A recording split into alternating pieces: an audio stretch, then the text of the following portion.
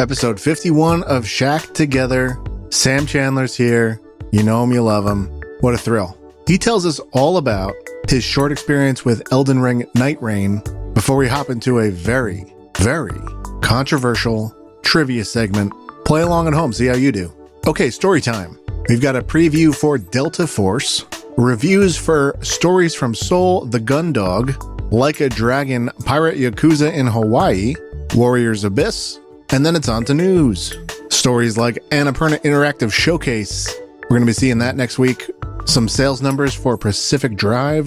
The latest on a few stocks of note, including Unity, Rivian, and a whole bunch on the happenings at NetEase with Marvel Rivals. A confusing one there. All right, we've got more, but I'll let you get to it when you get to it. Thanks for being here. Let's kick it off. Here we go.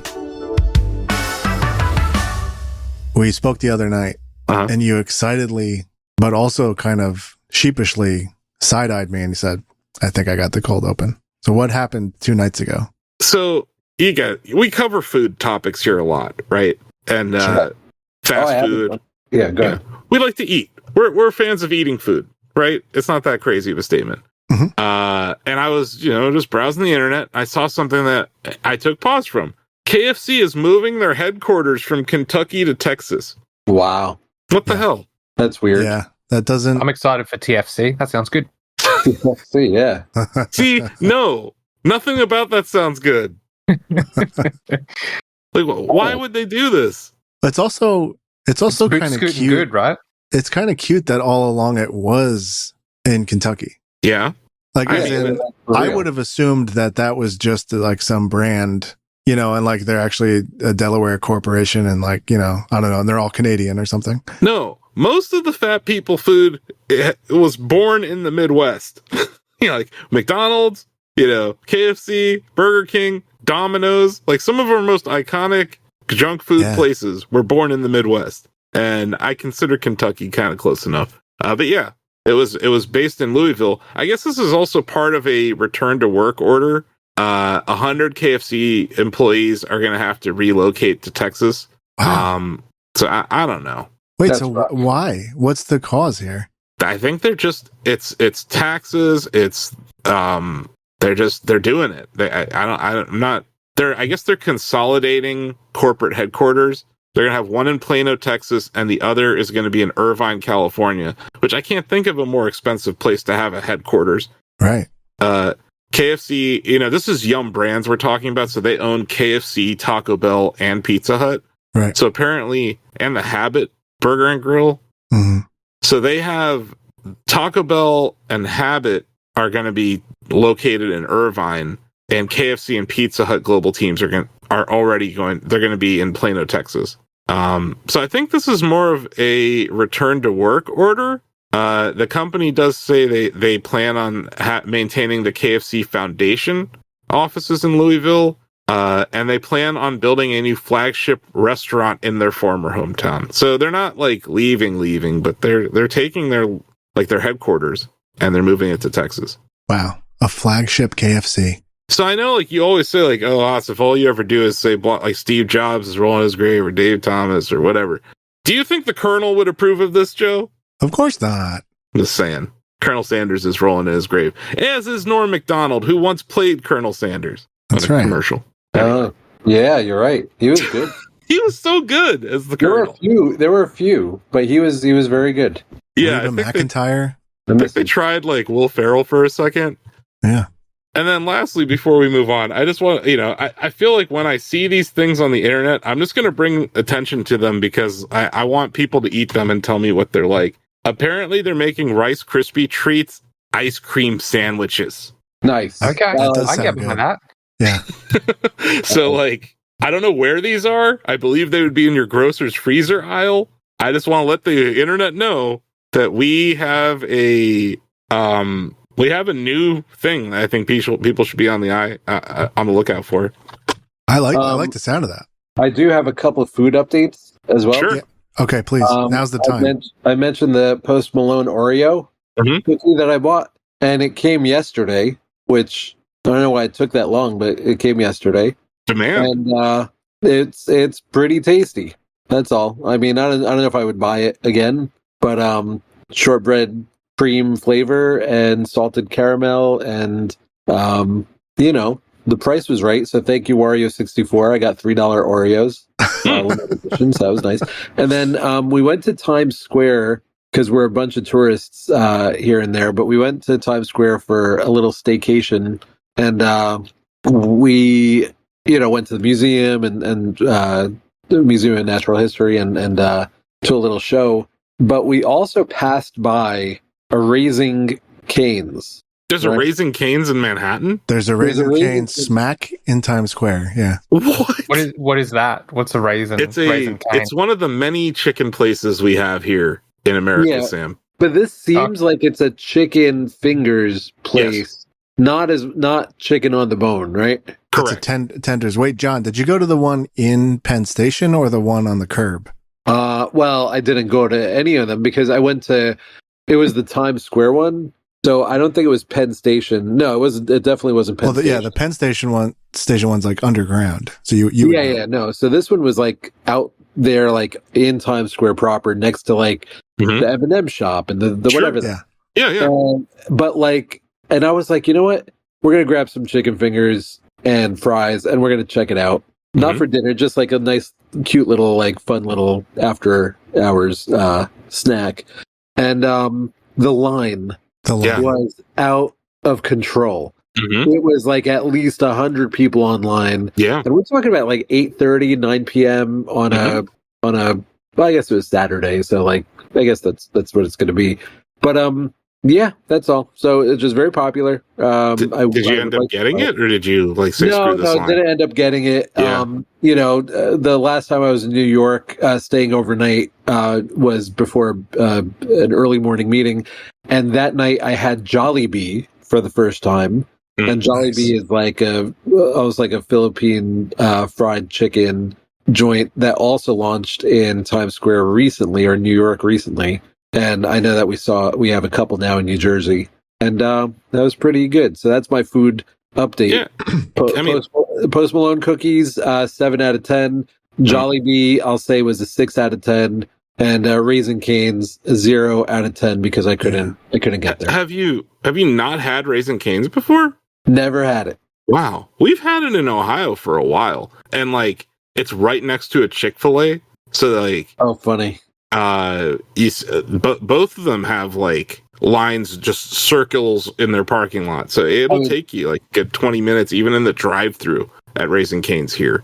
I am going to say I am not above fast food at all. I would love to try Raising Cane's. Chick-fil-A I don't go to. I think politically, I don't know if it's changed. I'm sure it's changed. Once I got off the wagon, I haven't gone back in. I think they were overrated. Honestly, they're overrated, right? Like their nuggets are sweet. It's that pickle brine. It's pickle brine that they use in their batter. That like it's their signature. It's their signature thing, I guess. But like I don't know. I think it's kind of overrated. Their fries are decent. I like the fries. Yeah, I would like the fries. The fries are good. They make good milkshakes there too. But yeah, you're right. It's problematic for all sorts of reasons. Well, but also the same town we have Popeyes chicken. That's a no-brainer. Like, you're not doing anything else but Popeyes. But back to Raising Cane's real quick. Cane's is not like a lot of people thought it was like hurricanes or something because they came from New Orleans. No, it's just the name of their dog. Oh, I thought it was because they were from North Carolina. Yeah, no, it's just the name of their dog. There've been like 5 Canes, I guess. But yeah, they're like their mascot is the founder's dog, and it's just a hell of a regional to national story, right? Like I remember like living in Houston. God, that was like 13 years ago for me or something. When we first got Cane's, and it was just a New Orleans like southern place, and then it kind of exploded. The thing that we have going on here now is like it's a war. There's a Bojangles, a Chick-fil-A, and a Raising Cane's all within half a mile of each other. And then right down the street, you got a Dave's Hot Chicken that opened up. Oh, that's good. I've never been there. I never had that, but that sounds good. Oh, I found out something on Instagram of all places. Apparently, the algorithm knows that I love chicken. So it's like, let's give them an advertisement for chicken. And I saw this Dave's Hot Chicken ad, and guess what they were touting? They're partially owned by Drake. And I'm like, you think this is going to sell me on your chicken? That's kind of weird. That's a weird one. Well, Although I will say, I saw like a TikTok of some Drake concert, and it was sold out. Like the guy, I get it, he's very popular, but I guess I thought it. I don't know. I guess he didn't. flew to the other side of the world. He's in Australia touring right now. So I don't know. Sam, has Australia learned about Not Like Us yet? Maybe a little bit. I'm really not sure. I don't really have my finger on the pulse at all. See what I mean, Sean? Like, all right, that's fair enough. It's like sometimes Australia takes a year to really become hip to whatever trend because they're all the way over there on their own little island. I saw a picture of all these signs. It's not a little island. It's actually quite gigantic. I was going to say, like, it is a continent. It's a gigantic island. Yeah, that is. But look, you've been out of the way there, Sam. Like, you're just there.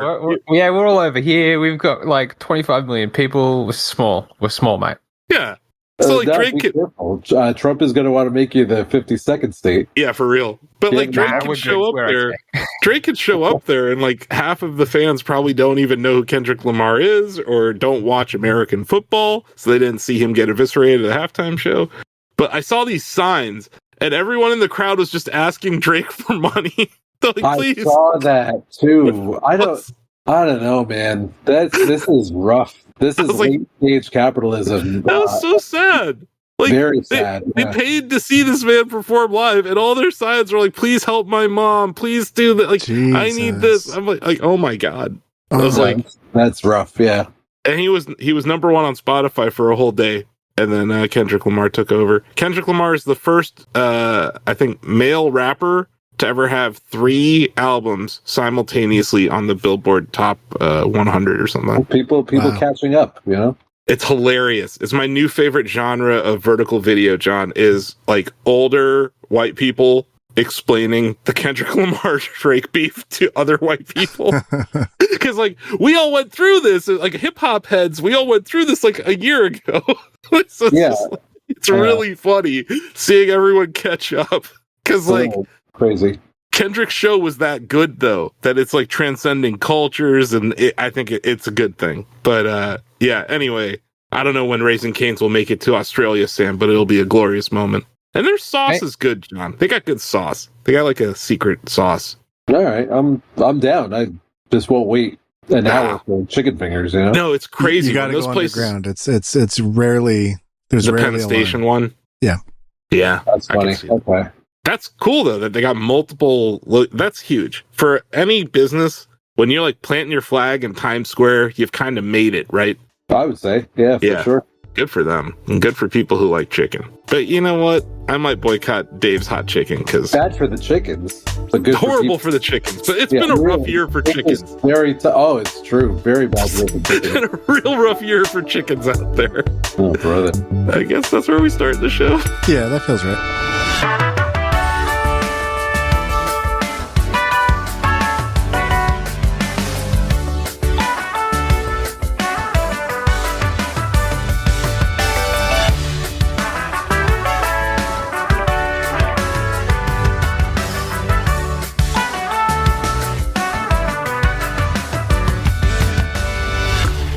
It's Shack Together in America on the internet. If this is your first time joining us, Shack Together is a Shack News video game podcast featuring myself, your host, Asif Khan, co-host John Benjamin.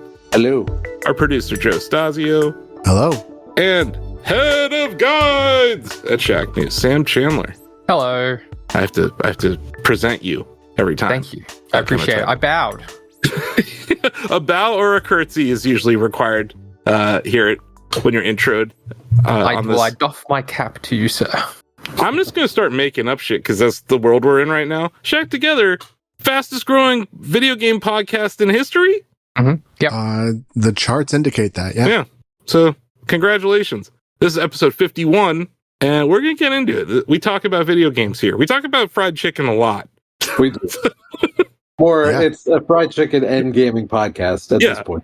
Yeah, but like, we do talk about games. So, Sam. Yeah. The most important question. What have you been playing lately? Am I allowed to say, Asif? I don't know. No. That Okay. one, no. Redacted. The one that you've been sorry.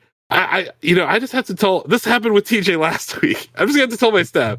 What have you been playing lately that you are not under embargo agreement to talk about? Yeah, but I wasn't sure if the embargo was like, hey, you can mention. But I don't know. Anyway, other We'll than save that one for next week. Yeah. Nothing. I'm Nothing so sorry. Like my He's time, been playing this game so much he has no time to play anything else. that's it, man. And like I've moved in between this, so like my time has been dominated with Redacted and That's right. You moved in the first week of February, so you're just like Yeah, getting that's right. settled. Yeah, Okay. yeah. I Congrats. have it written So I'm- here Mhm. that you did review Kingdom Come Deliverance 2 for us. And That's right. It's been a few weeks, That's- but you did play it since the last Yes. time you were here. Yeah, okay, there we go. Yeah, I played that, but that was like 2 weeks ago or something. So yes, I did play Kingdom Come Deliverance 2. So that'll be my answer. Thank you for that. Yeah, it was cool. I love it. I love Kingdom Come Deliverance 2. I wish I could spend more time with it. But just the nature of what we do, Asif, Yeah. shifted on to the next thing. Mm-hmm. Especially when it's if there's like a huge amount of guides or something, we will shift you to another game to cover. Nice. Hey, Joe here. Sam realized he didn't bring up Nightreign until the very end of the episode, so I'm going to slot it in right here. Okay, here he goes. Did you play it by yourself, or how were you doing that? Played it by myself with matchmaking, and teammates came in. Some teammates left. Some teammates stuck around. It was really cool. It's sort of like a rogue light PvE battle royale. You pick your class, you drop into the map, the circle encloses, you're defeating bosses from the Soulsborne series.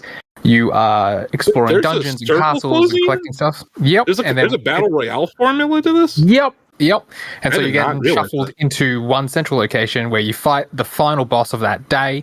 Oh. And then if you succeed, it goes to day 2. If you succeed, it goes to day 3, where you face the final boss and hopefully beat it and walk away with rewards. It's probably like 20 minutes per session would be long, I'd say. How big is the world when it starts? Like Reasonably large. It's like- maybe Limgrave, if that is of any reference. It's about Limgrave size. It's quite large. Okay. You can move really quickly through it, though. It's like a size of a region Yes. in Elden Ring, and Yeah. then it contracts. That's Yeah. really cool. I I am didn't- pleasantly surprised. I did not have high hopes about it. I did not but pick up on that in your gameplay. I don't think. I might have just been working on uploading it more than watching it, but Yeah. huh.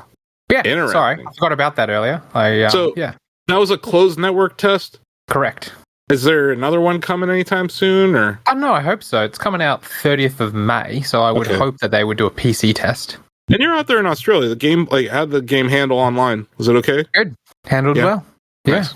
Cool. So this sounds like the multiplayer Souls game that everyone's been waiting for. Yeah, kind of. Like, it's very different to Souls multiplayer, but Yeah. it's the main focus is on the PvE co-op experience, and it's really neat. I think it's a really good entry point if someone is maybe unfamiliar with the genre and the games. Okay, cool. Well, Joe's just going to cut this and throw it at the front of the podcast, I'm sure. Makes sense. So I can do that. It'll work flawlessly. And it won't sound disjointed at all. But yeah, anyway, that's going to do it for today's show. Thanks to Sam for remembering that he had played Elden Ring. I'm so sorry. No, it's fine, man. I know, Sam's heads down in this other game right now, and nothing else exists at work to him. So, And there's some other stuff. I'll tell you once we finish. Okay, hey, it's me again. We're going to get back to the normally recorded episode right now. okay, well, that was quick and dirty. Yeah. Sean, what have you been playing lately? What have I been playing? So a couple of games. I played the Pirate Yakuza demo, so that's interesting. But that's if you're ever curious about the combat, I think they give you a good shot there. Get Did it into make that a me- little bit, especially because we don't have the Pirate Yakuza reviewer on the call. Oh yeah, I mean, I think it's very much like traditional Yakuza in terms of combat, real-time combat, but Mhm. instead there's some sword play, but it's not really sword play as much as just different kinds of combos, and you just happen to have a sword. You also happen to have a blunderbuss, like a pistol. And I think, it'll be interesting to see how switching styles during combat will become really effective. I didn't think that this was necessarily better or worse than traditional Yakuza, which is like hand to hand. And Like a Dragon is turn based, so it's tough to make a comparison there. Let's see. I mean, it was enough that you'll know if you want to try more. Like it's not a game changer. Like the demo is like, it kind of validates, hey, this is a Yakuza game. There's that sense of humor, that sensibility. There's some karaoke and all that. So I thought it was a pretty robust demo. They also gave you a sense of the ship combat, the naval battles. And, look, if you have played Sea of Thieves, this is super simplistic, right? Super simplistic. You have cannons to your left and to your right. You have machine gun in front of you, shooting in front of you. And then you have a boost capability that you can kind of ram ships a little bit, or you could also drift, so you can like turn your ship so one of those side cannons aligns with your enemies. And are you the ship, or are you the character on the ship?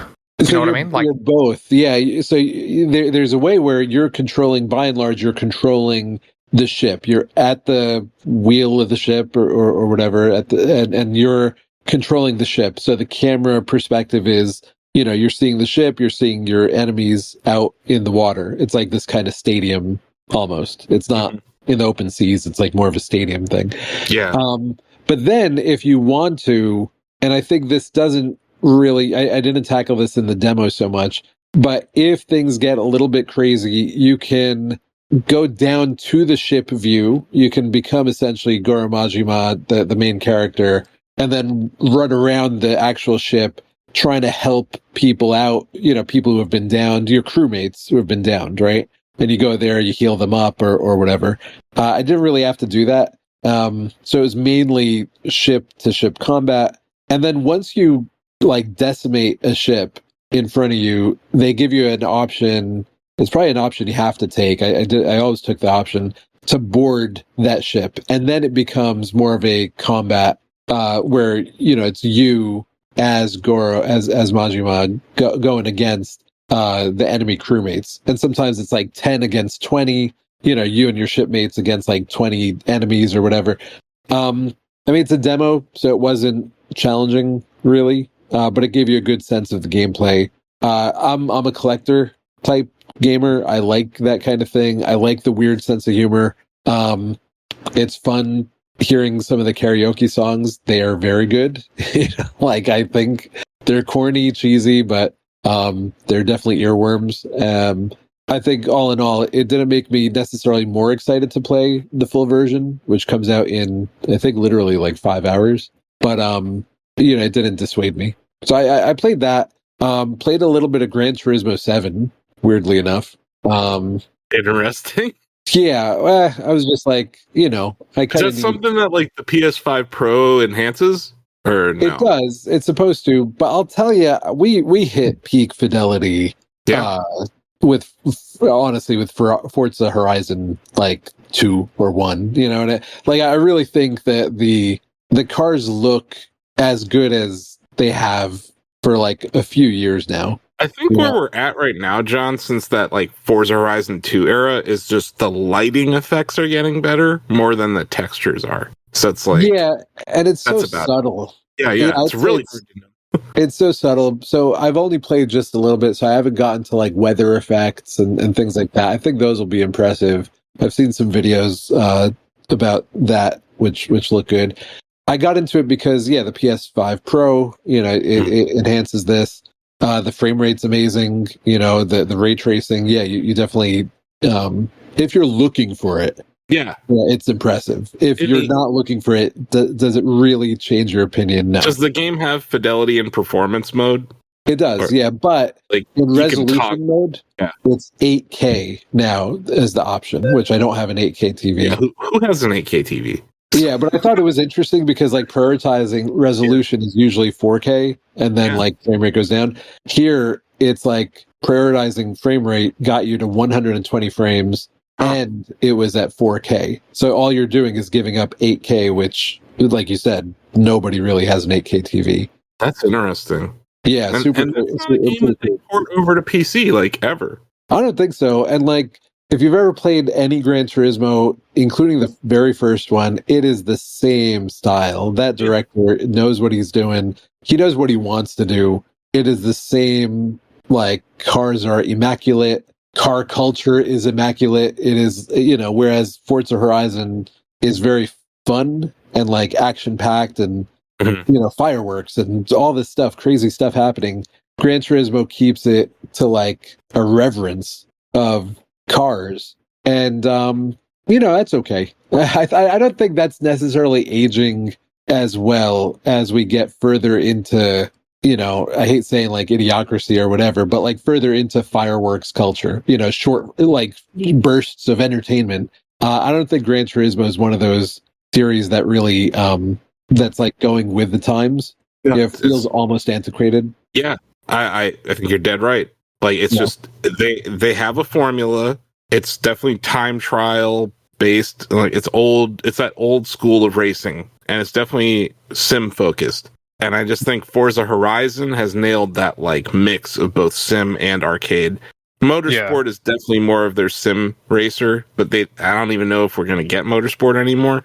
But like, it seems the interest has shifted to Horizon. It's funny though, John, because this is like the week after they announced that Horizon 5 was coming to PlayStation that you did this. Yeah, well, no, I saw that news and I was like, I really like Forza Horizon, that series, and I think it's such a smart move because that's going to be, I think that should be a hit on PS5. Yeah, it's a good game. It's a great game. Really fun. And Gran Turismo is just like, now, oh man, I can't believe why they would do this. But like, my first car is a Honda Fit. And no offense to Honda Fits, but like, that's not fun. It's a racing game. And like, so now, but my big thing right now is get your B license, your Class B license. And obviously there's A, there's S, there's whatever. The fastest car that I've been in so far is a Mini Cooper. Obviously very early in the game. Yeah, but I think the slog, it's almost like the intro to Red Dead Redemption. If you didn't like that, where it's like 2 hours where you're in the snow and it's literally bogging you down and it's a bit dour and things like that. Do you really want that? That's cool to a narrative, like it's building up a narrative and a mood and all that. With Gran Turismo, it just feels like, whereas Forza Horizon, you are literally dropped into the action before the title hits.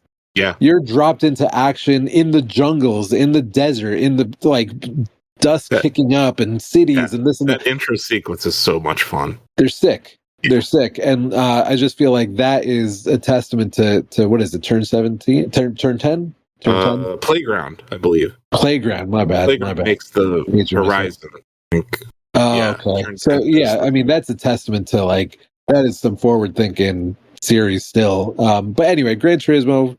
I had to check it out, and that's what I've been playing.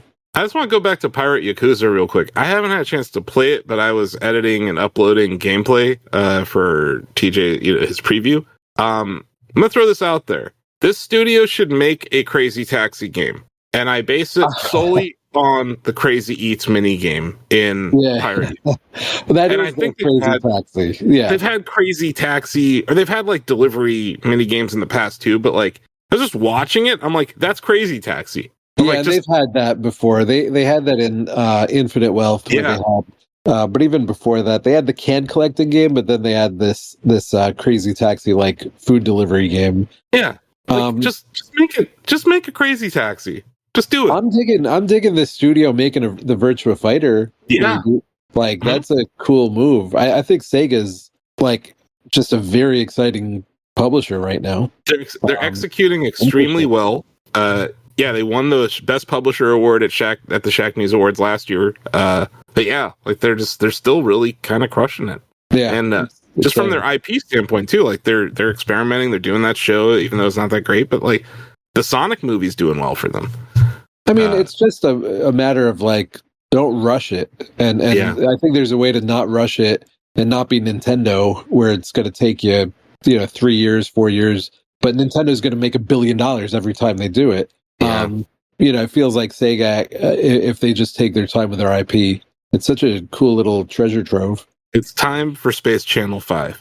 Like Hey, a man. real one. Like a real one. Tetsuya Mizuguchi is one of those very influential developers. For me, I love that guy. So Space Channel and Rez and what was it, Humanity just recently. These are Sega has chops, man. They have awesome developers. Not at Sega, but he worked on Tetris Effect too, right? So he did Tetris Effect and Luminous before that. And enhanced games, they make fucking bangers. Yeah, but like Sega's like the graduates from Sega, even like it's just they're still doing exciting things. Yeah, cool. Joe, you're still playing Mother 3. Still playing Mother 3. That's a good thing.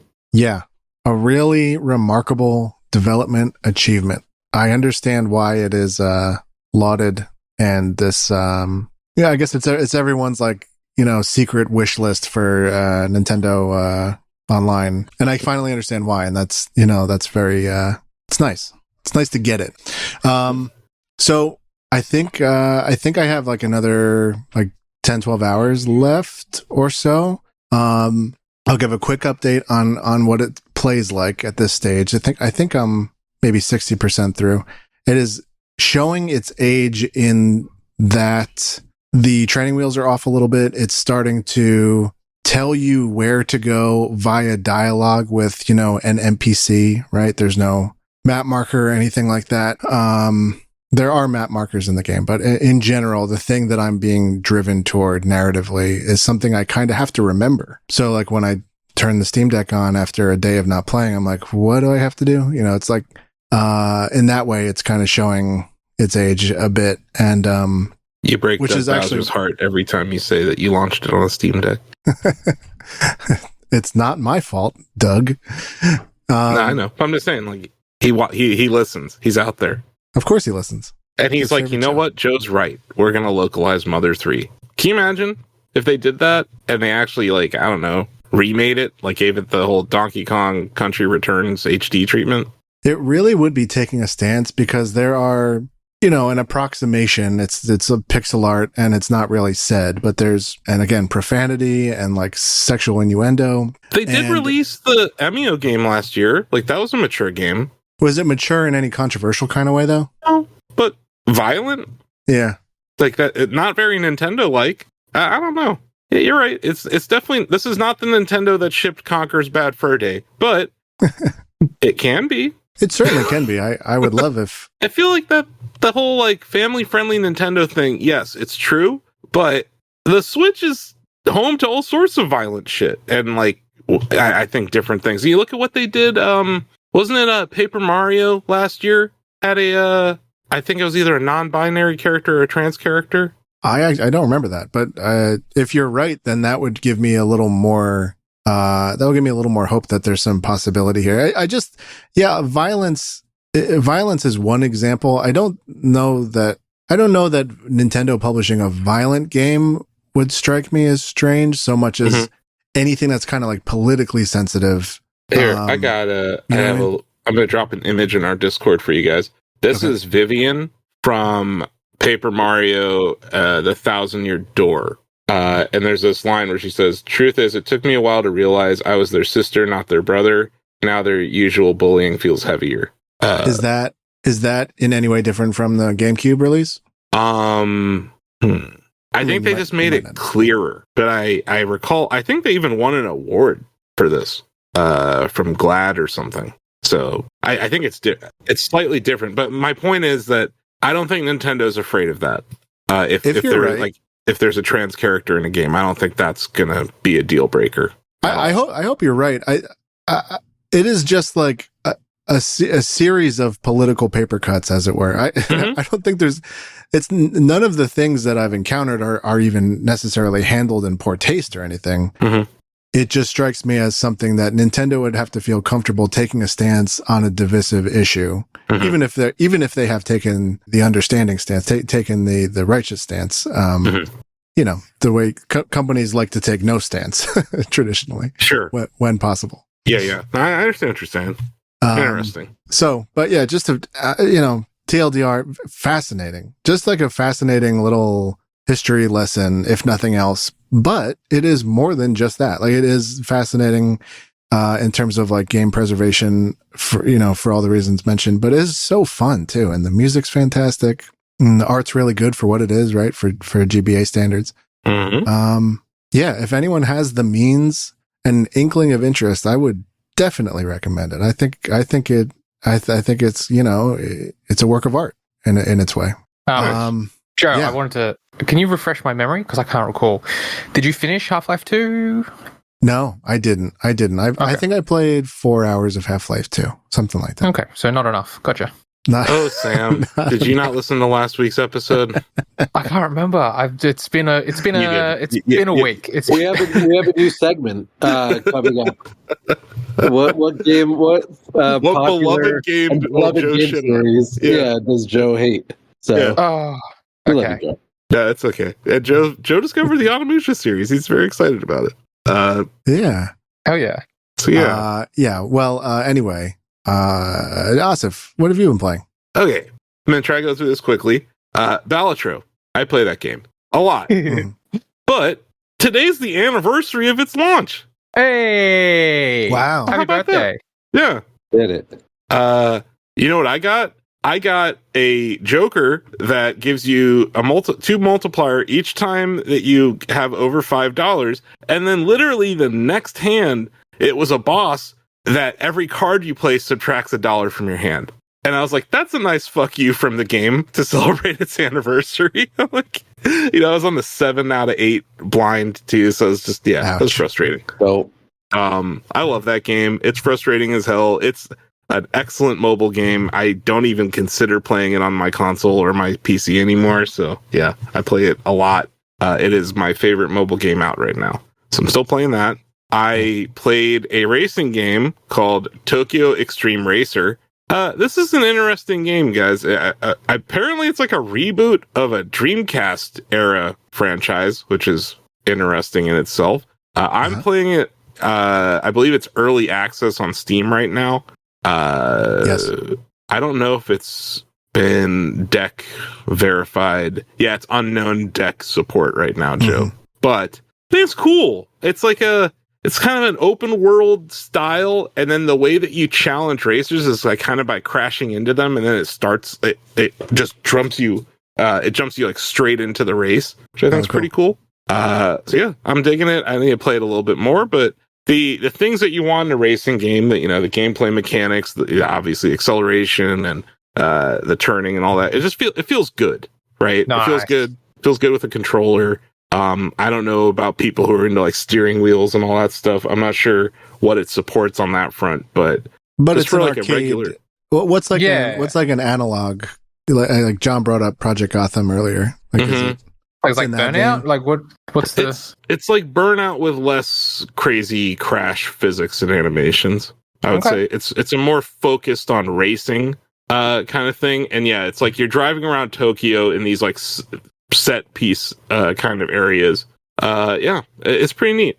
I like that flow, how like you're just you're in an open world driving. You see this rival or whatever, you challenge them to a race, you finish that race, now you're somewhere else in the city. Oh, you ran into another person, you can do another race. Like, it's kind of neat. And you're earning money to buy cars kind of stuff? Yeah. And unlocking cars based on beating different people, unlocking other races based on beating other people. Like, the progression there is all very good. So yeah, I think fans of the series are going to be stoked by this, but I think a lot of people new to the franchise are going to discover this game. Graphically very impressive too. I don't think they use actual car models in the game, which means that like they'll probably, or maybe they do. I just know that's like a licensing issue that a lot of these games run into. Right. It's why you see the Forza games get delisted. And so I don't know how they're going to handle that, but yeah, so far so good. And it's an early access. So we're not going to be reviewing it anytime, but we do give out an award for early access game of the year at Shack News. So this seems to be like one of the most popular early access games that's been released this year. So I wanted to give it a try. Cool. But then I also played this other racing game, guys. It's called F-099. Huh? Uh-huh. Yeah, and it's more of the same, guys. I'm placing between 10th and 5th, 10th and 3rd, and then when I don't, I die, and I'm 90th overall. I'm a S11 class driver right now, and yeah, it's just a lot of competition, man. And I don't know if there's many other S11s out there because it keeps matching me with like S40s and then like S2s. So I kind of feel like I did when I was at S Plus, where I just kind of I was grinding there for a while. So I'm doing the same thing. Yeah, it's great. I don't have anything else to really say. I don't have a list of. I'll probably start doing my list of rivals like every other week or something. But yeah, I don't have like a crazy list of them. I do want to reiterate though that I think Nintendo needs to implement a way to report offensive usernames.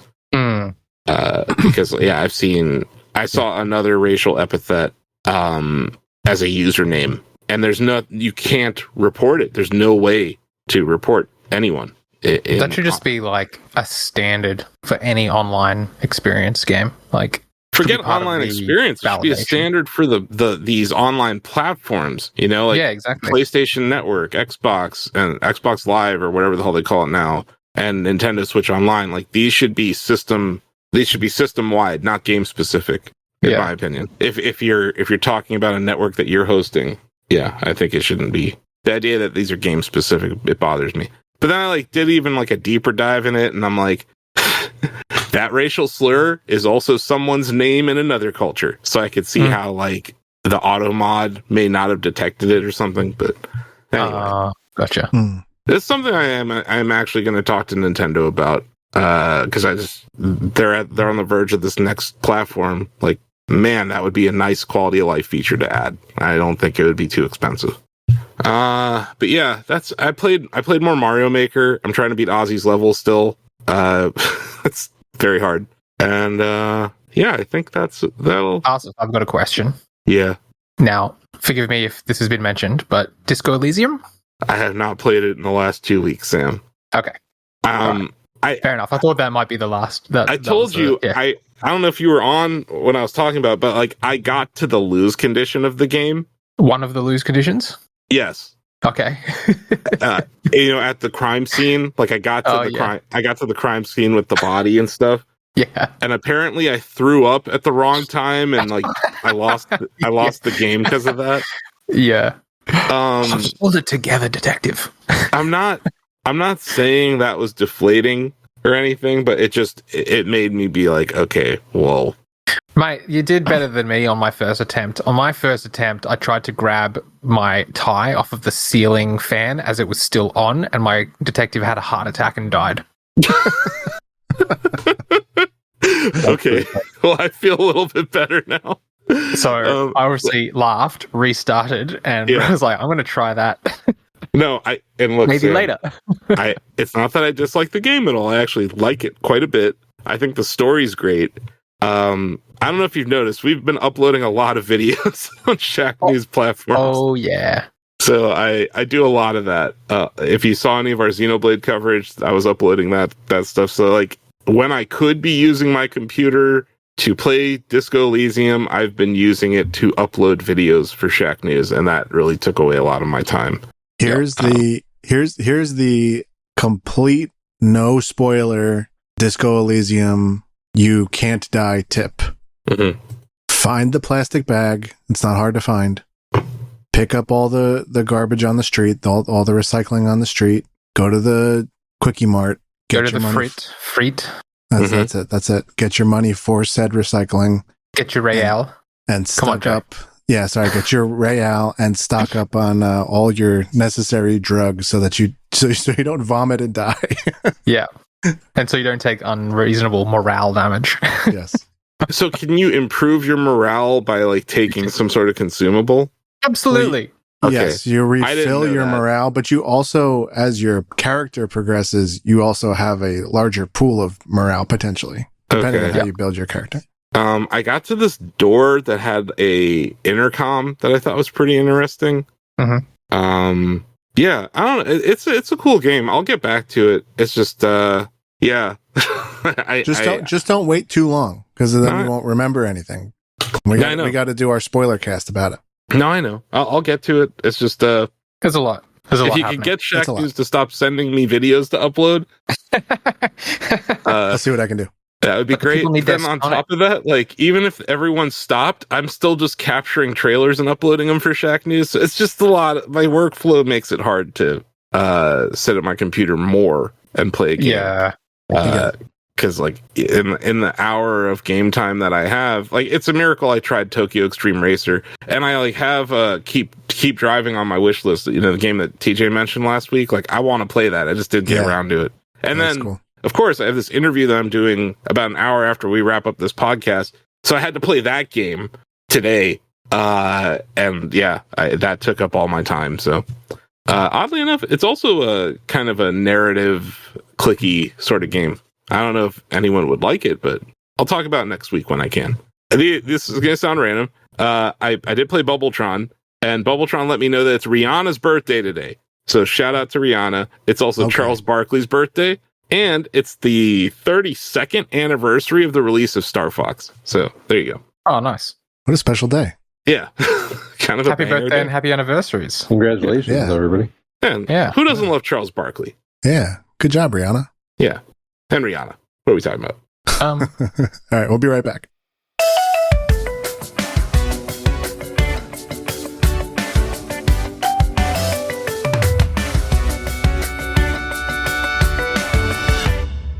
Hello and welcome to Now That's What I Call Trivia Volume Gaming. Oh my God.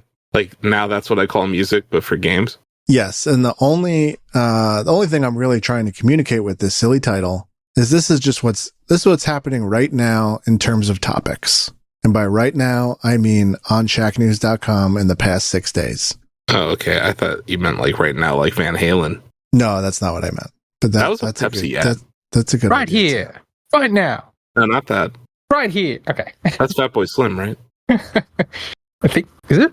I think so. That is, yeah. I'm not very good. Sorry, Thanks, Joe, we're derailing. Both Right? of them, yeah. But like when you refer to now, that's what I call music. I'm like gonna sit here and just be like, okay, so Collective Soul, Right. I wanna Live, dance with Cranberries. you in the sea. Nice. Mr. Big. Ooh. Mm-hmm. Was that the Christopher Walken? That's Weapon of music Choice. video? That's Weapon of Choice. Got it. From yes. Fatboy Slim was the Christopher Walken video. I have way too much knowledge about Fatboy Slim. Yeah. Anyway. Wow. Okay. Y'all have played before. There are 2-3 questions I'm going to ask you where we won't have to buzz in, and the closest response gets the point. Otherwise, buzz in with your name. Asif, take it away. Oh yeah, so I would say Asif to buzz in. Sam, you'd say Sam, and John would say John. Okay. Great. And our first question goes a little something like this. Street Fighter movie finds new director in Kitao Sakurai, but what filmmaking duo was originally slated to direct Sam. this? Sam. It was the directing duo behind Talk to Me. A couple of Australian or Kiwi directors, I believe. I don't know their names. I'm sorry. Is that sufficient? Oh, no. What? No? So he's wrong? Am I wrong? Am I right? So good. That It is was not the such a answer great I'm intro. looking for. Am I wrong? Am I right, though? If no one has even an ounce of rightness in their response, John or Asif, then I'll give you a point. Damn. I don't have an ounce of rightness. Wait, an ounce of rightness? Should we be guessing though? No guessing. Do you know the answer? I mean, I would make a guess. That's all. But I don't want to take a point away from Sam if we're about to give him a point. I'll determine if you have an ounce of rightness. Don't worry. You can try and take the point Does from that me all mean you Sam want. has less than an ounce of rightness? No, he has about an ounce. Okay. Yeah, it's about an Well, how ounce. much many is that? ounces 5 are- grams? How much is How an many ounce? ounces are in right? Yeah, how many ounces are needed 12. for a right answer? 12? 12? So 16. he's got 1/12 of 16. a point? 16? Yeah, it's 16 ounces in a gallon of Oh truth. my gosh. So you I'm need not a ready gallon for of- your imperial measuring systems. The one Yeah, thing we it's have. not 16 Oh, ounces in a gallon. there's That's not right. I think it's 16 a cup. for the jabs It's a in quart. one. No, what is it? Oh. Who knows? This is the one Unbelievable. thing we have left, Sam. Unbelievable. It's gone really bad here. It's 16 ounces in a pound. I think is really what it bad. is. Yeah. All right. okay, It's go one ahead. fluid pint. It's one fluid pint. Oh, Okay, nice. one fluid pint. To one schmickle. So silly. Gotcha. I'm going to give Sam a point because he said the term duo, and it was in fact two people, Danny and Michael Filippo. You said it was a duo in the question. Also, that is crazy. Because what else have they? No offense, but what else have they done? Come on. Yeah, what are they known for? I mean, like, Go. we're supposed to know that. What are they known for, buddy? They Exactly. are Street indeed Fighter. Australian twin filmmakers, so I'm giving him the point. Just And so we're what did clear. they make? What film did they make recently? Talk to me. Oh, talk to me. Yeah. Okay. Yeah, you got it right. There we go. See, There this you is go. the information I That's the provided. ounce of rightness that got you the There's point. There so you go. many ounces of rightness. Well done. Thank Well you. Very done. good. One Nicely metric done. point. Okay. Thank you. Here we go. Every Which is worth half. Half an pre-order point. Okay. Yeah. every contestant will have an opportunity to weigh in with the following question. Asif, you go first. Sam, you go last because you're in first place. Asif, how many heroes are playable in season 1 of Marvel Rivals? Oh, sweet Jesus. Lord. Gee, that's a lot. But you won't tell us if we're right until the end of the thing. I'm That's assuming. correct. Yeah. Okay. Let's say 50. Ooh. Is this Price is Right rules? Like, what's the or just No. close? Who's ever closest. It's like last week, or we tied. Like, it's just All right. closest. I'm gonna go with 30. That's probably closer to right. Sam, I'm going to say 24. Ooh. congratulations to John Benjamin. The correct answer is 35. Thanks. Thanks. I remember there was a lot. Yeah. I was just like, I don't know. Like, I was like very- looking at the character select screen in my head, and I was just like, Yeah. Right. there's a lot. There's a lot. Good game sometimes. Folks, what's the name of Hearthstone's upcoming expansion? Oh my God. Oh, brother. I posted this trailer. It's some stupid made up word. I don't know. I'm going to say right now, Joe, I have no idea, 2. and I'm not going to answer. 1. Asif. Asif. Something that starts with the letter E. Oh, he's got an You ounce haven't- of right. He got It's an an ounce, ounce of buddy. You got an ounce of rightness. Yeah. Oh, wow. This is wow. Okay. Well, here we go, Joe. It's also got another vowel in it. It's got an A in it. There you go. Is this? Do I get an ounce as well? Yeah. I'm What are gonna these say- rules, mate? You didn't ring in. You didn't ring in with your name. I'm Can sorry. I buy a vowel? All right, Yeah. I'm calling it. Go for Okay. it. The name of the expansion is, in fact, Into the Emerald Dream. I was going to say something emerald. Oh, Does that count? Where are you, Joe? This is the most detailed trivia game. Like, okay. I love this. This is great. next up. Each I of feel you. bad. will Like, I edited that article. I posted that trailer. I could not retain the name of that thing to yeah, save my life. let's be clear. This might seem obscure, but these are all like These news are articles that are articles on that just went live. Yeah, no, I know. It's hard, man. When you I you get don't it. understand how much information comes across our desk on a given I know, day. I know. All right, we will go around the horn on this one. Asif goes first with 0 points. Nintendo is going to discontinue the ability to earn My Nintendo Gold points in March, but it begs the question: when did it first launch the My Nintendo program? Oh my god. You couldn't just say which kind of points were being discontinued. Yeah, right. Like something like that. My Nintendo points. I want to say those I'm were looking for a year. introduced. I'm looking Yeah. for a year. Those were introduced Wow. in the year 2012. Okay, Sam. 2007. That's John. Whoa. really 2010. Wow. 3 answers, 0 of them correct. 1 of them is closest. That is, of course, Asif. The correct answer is 2016. Whoa. Wow. Just I was Year- way before off. I'm the gonna launch say. of the Switch. huh. I'm gonna say. I'm gonna dispute that. Okay. I'm gonna just register a dispute. Okay. That means it means nothing, obviously. But So it's like playing under protest. yeah, this is. Nah, it I says need it to see right the there. referee, the after game sheet. Oh, the final 2-minute The report. final 2-minute report Yeah, from Joe's Twitter, please. Okay. This Be could your affect first- him. This could affect him being the referee in the NBA Finals. Right. He's the Scott Foster right now. Yep. Who Who does that make Chris Paul? I don't know. I'm gonna say Donovan. Who Who's Chris because Paul? he's not here. He's a basketball player. He's a basketball player. Sorry, Okay. Sam. Just again. No, that's all right. Just anytime, any reference, you just got to anticipate. I'm just trying to like, give him more who is ounces of correctness. Yeah. I have just validated that the My Nintendo Rewards program, in fact, did launch in March 2016. Yeah. I was just kidding. I was just fooling around with you. Sorry, man. I thought it would have released way earlier with like the Wii or the DS. Man, Me too. I was thinking because I was like, there may have been a My Nintendo account at that time. I submitted points around that earlier. Must have been called something else. I think it was. They had a different rewards program. Okay, that right. does ring a bell. That There they was just kept definitely scrapping a their rewards accounts, program right? during the 3DS era. I just can't remember what it was called. Called My Nintendo Gold Points. Something like that. I'm just kidding. My Nintendo Silver Points. Yeah, dang it. Here we go. What is the most? This is for buzz-ins. To be clear, what is the most recently released video game credit on Cliff Blazinski's Wikipedia? Oh, what the heck is that name? What is that Asif. thing? Asif. Radical Heights. Incorrect. What? I'll say the question one more time. What is the most recently released video game credit on Cliff Blazinski's Wikipedia? I can hear you typing right now, buddy. I'm typing because I already got it wrong. So I'm not. Okay. I just want to be clear that I'm doing due diligence to help you too. Okay. Oh man, what's the name of that game that got canceled? Joe, what was that name? What was that game? I'll say the question one more time. What is the most recently released video game credit on Cliff Blazinski's Joe, Wikipedia? I'm asking you for the answer. Is it Sam? Sam. I'm probably wrong here. I can't remember the exact. Is it like Behemoth?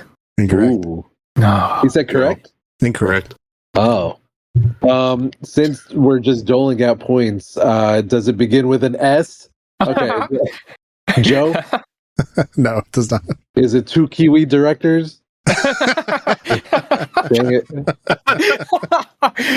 All right. No. I'm just sorry. End of a long week. Being a dick. All right. I have nothing. Go ahead, Joe. That's so good. Yeah. The most recently released video game credit on Cliff Blazinski's Wikipedia is Lawbreakers. I'm throwing a red flag on the ground. What? Years. Red flag on the ground. Radical Heights did release. I played that shitty game. Radical Heights. It says it was canceled, but it released. It was out there. But also, I will say that, Joe, I was thinking about Lawbreakers. It was the one that did poorly. So yeah, that's all. Yeah, I'm not. I'm looking into Asif's thought points. I'm looking into Asif's claim. John, yours is not resonating as my claim is true. Your claim is true. I have it in my library now. Asif's claim is true. Okay. I don't then know why the Wikipedia says that. Because it did get canceled. It did. But it released before it got canceled. I also want to say that I was thinking about it's on my freaking Steam library. Look. You have an early access copy. That's a gray area. I'm going to give you the point. That's a gray area. An early access copy. I'm sorry. That is a very gray area. What are you talking about? It's not early access. So I think I have an argument for my thought.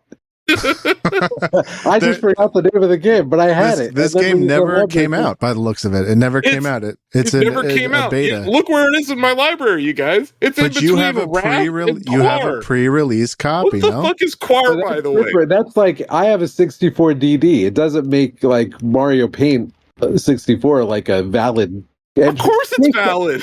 Mother 3 never came out in the West. Not if the question is, what's the latest Mario Paint game that came out in the US? Oh, now he's typing. I'm just using Mario Paint as an example, damn it. No, I'm going back to Radical Heights. I'm I don't think I can give a point for this. This game got canceled pre-release. Okay, but so I'd like to. How is it possible it's in my library? I'd like to discuss my dispute. Okay, I'm listening. Again, the thought thing. Someone answer me. How is it possible that I have it in my library? This was not early access. I was not given a key. Kind of a little Schrodinger's. What is the name of the game? Schrodinger's Radical Heights? It's a little Schrodinger's Radical Heights here, Joe. If a game is released in the woods Yeah, right. Doesn't it count? It does. I mean, How I would I think this have it? opened How up. would I have it? You have I an think- early access copy, of course. Bullshit. You weren't there when I redeemed this. I didn't redeem a code. I downloaded it. It was I'll available tell you for free. again. I think we're looking at a second dispute. I think the 2-minute sheet. What do they call it? The final 2-minute report. The final 2-minute report. I think this is going to be very telling. Look, I also have Lawbreakers still installed, by the way. Yeah.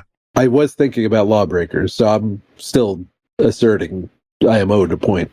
Also, I think when you opened up this can of worms, Joe, with Imperial versus Metric right from the start. And also the ounce of correctness that you gave Sam before. And then How one is of it 16 possible ounces, but that it's I still am a not? point. I don't even get an ounce of correctness here. I'm How trying to see how 116 correct you are. I'm Equal to correct. 1. You're talking to someone who has the game. I can even describe it to you. I played it. It was Does Elon know about this? if he Okay, doesn't, he'll moving find on. out. Brock's I'm going to sorry. tell him. And I'm So, trying we to see love if it you, was. man. This is fascinating. Was this game ever actually out? how Yeah. could I have possibly downloaded it? Schrodinger's radical height. Yeah, because you have an early access copy according to Steam. I'm not seeing the validity in that argument myself. That is true, though. Like, I think we all have, well, I don't know, like games that never came out. Yeah. In a way. We kind of have things Okay, like so that. you're saying Like- I'm disqualified because You're not the disqualified, game but was released in early access? I think you got an ounce of rightness. So for some reason, that it counts is as an a ounce point. of rightness. Like people were playing it in early access. I don't know what you want from Asif, Joe. Like I think I would say he's right, but again, I'm not the referee here, mate. I This is also your think game. the thought thing, right? Has That was a has good Hades point that 2 I had. released? You guys, that's right. has Hades 2 released? Is it into available early to play, access? Joe? Into early access. It did release into early access. That's how they described it. Shouldn't we be blaming Steam? I think we should blame the word release here. I think we should blame the fact that thoughts don't count in Joe's world. And I was thinking Lawbreakers all day long. We wouldn't be in this mess. John, do you think the guy who has both Lawbreakers and Radical Heights installed wasn't thinking Lawbreakers too? No, you were thinking Lawbreakers. I was surprised you didn't say Lawbreakers, frankly. Exactly. And the only because reason it I wasn't the didn't- correct answer. Well, Because there the you go. last thing on the Wikipedia page also says Radical Heights with the parentheses canceled after it. Anyway, just don't give me the point. Hand it up. I've actually already given you the point. It is still anybody's game. Do I get a The point? next question, I don't think so. you don't No. get a point, John. Your argument doesn't make any sense. Do you think about thoughts ever, Joe? I'm going to go on mute now. Do you think about thoughts ever? You ever think about thoughts, buddy? Don't go on mute so that you can answer. What Don't- is? Don't go I'm on ready. mute because you got to answer this next question. I'm Here ready, it baby. goes.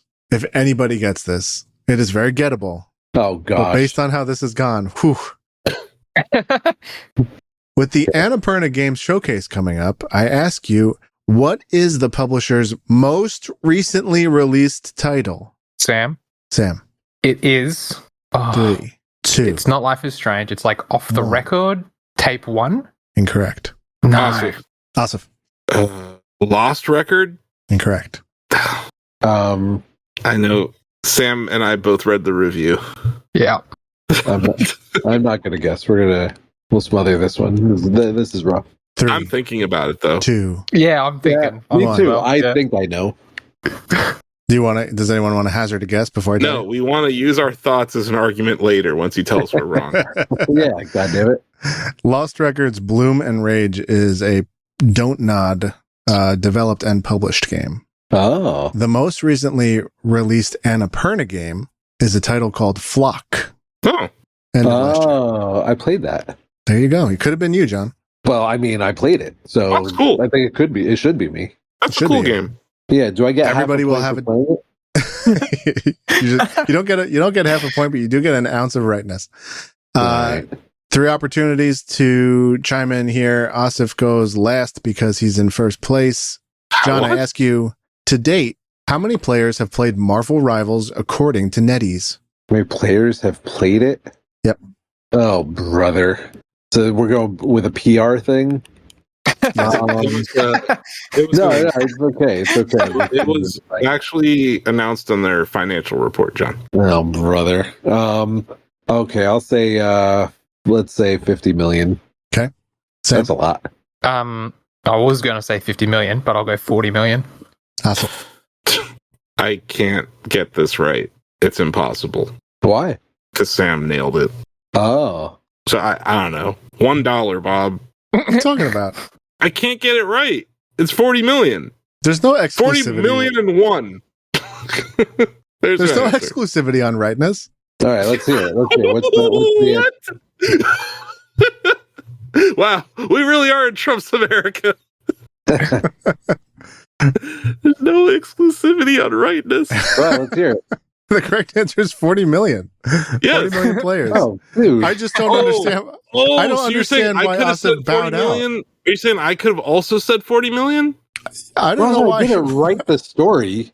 Why did you make up a rule to sabotage yourself? I don't know. It just seemed like stupid that if you're on Price is Right and the person right before you says $20, you can't say $20. But we're not playing prices. You're Right. not allowed to say the Well, same clearly thing. we're not. Bob Barker would have given John points for his feelings or thoughts, and Thoughts. Joe, wouldn't are even you have been telling an argument about I- Radical Heights. Bob I Barker didn't was give here. John. And points pets would have for been his spayed and neutered on a regular basis. So Instead, are you it's saying just that there were anarchy. 2 points It's up for just grabs anarchy right here. now? Joe, would Why you have not? given me a point and us a point? Well, I'll take those 2 points then. Yeah, great. Sam gets the point. I But what if messed you up. don't write and edit these stories as part of your profession? All you have to do is remember 6 days ago, Joe. How about you test John, me on my John, email? This was today. This was like Lord. less than 8 hours Yeah, Yeah, ago. my this plane happened a ticket. couple hours ago. I'm surprised Sam, was that a guess? No, I remember You editing saw the it. headline? Okay. Yeah. Okay. Never mind.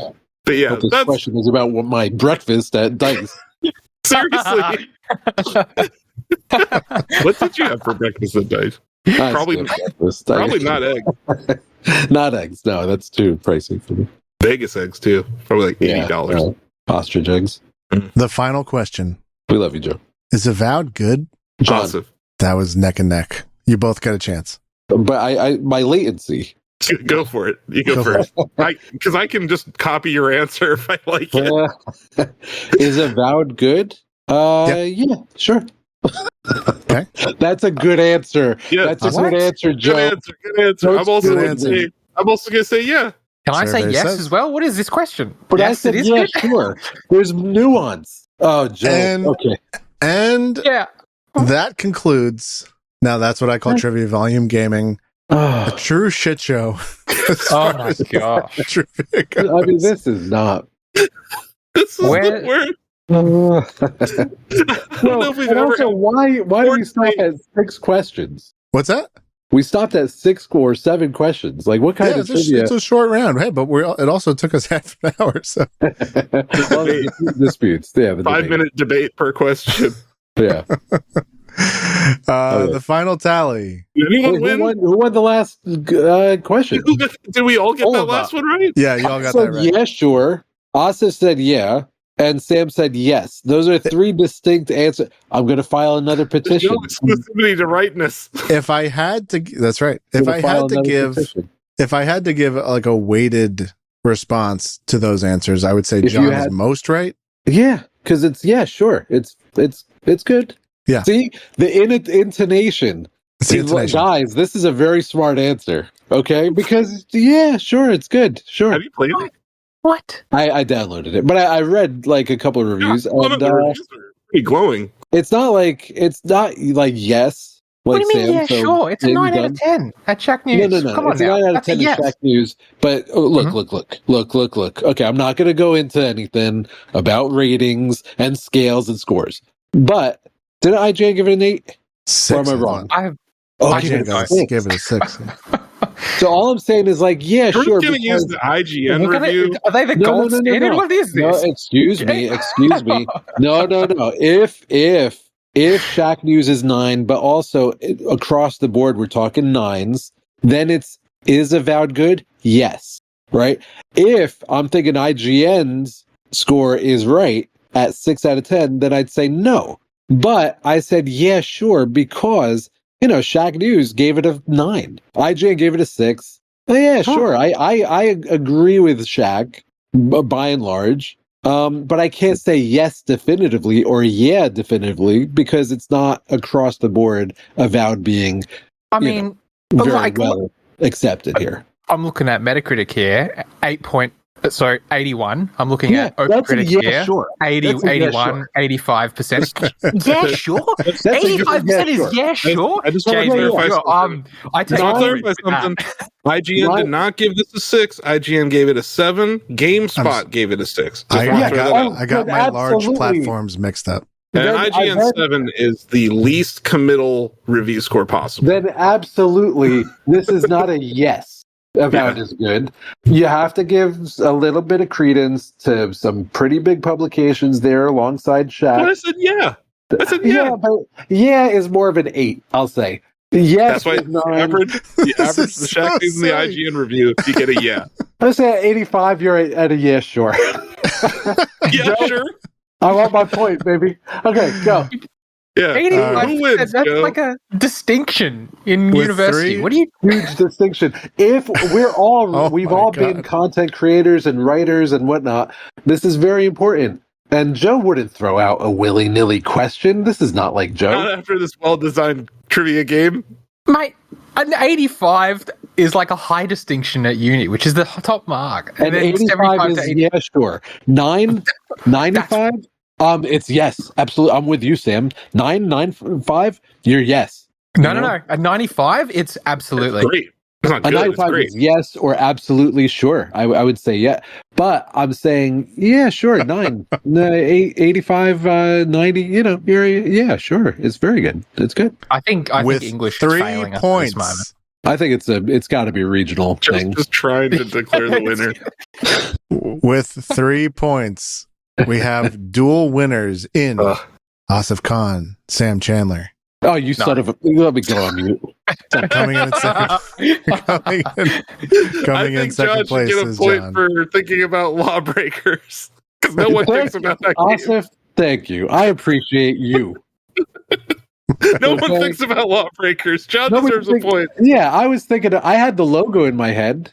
I have the logo. Like AI gobbledygook. I didn't remember the name. If we want even more random, just horrible Steam cred... I don't just have the logo in my head, John. It's my fucking Steam avatar. Well, but you got a point for that. I should. I mean, Joe, how many points did I get? How many people would display the Denzer logo now, you're on their... telling me that I didn't get a point for yeah, sure? You did. You got a point for yeah, sure. That was your second point. We all did? Yeah, we all did. I also got a point. Finally, even Joe got a point. Of course he did. I'm going to throw it out here. Next week's game, I'm making it. I will host the game.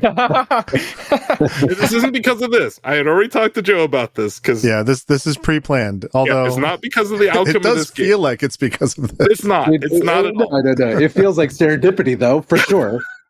I promise you, it'll be a good game. It'll be easy to determine the correctness of the question. Yeah, mathematically. I will research the topic at hand.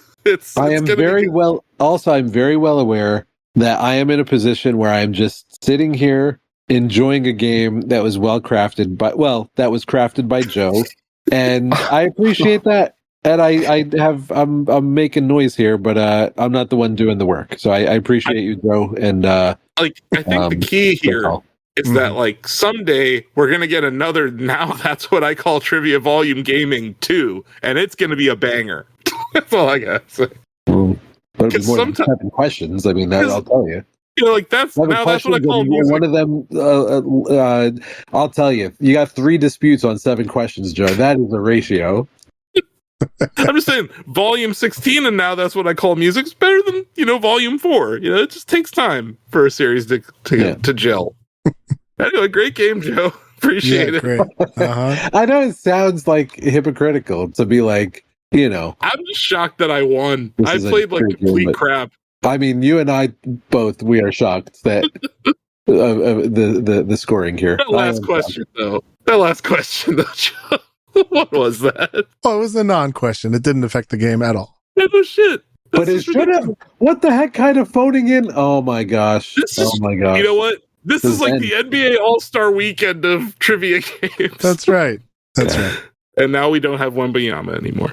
I hope he gets better. Oh yeah, what the heck? Anyway, let's move on to story time. What do you think? Let's do story time. We'll be right back. Stay tuned.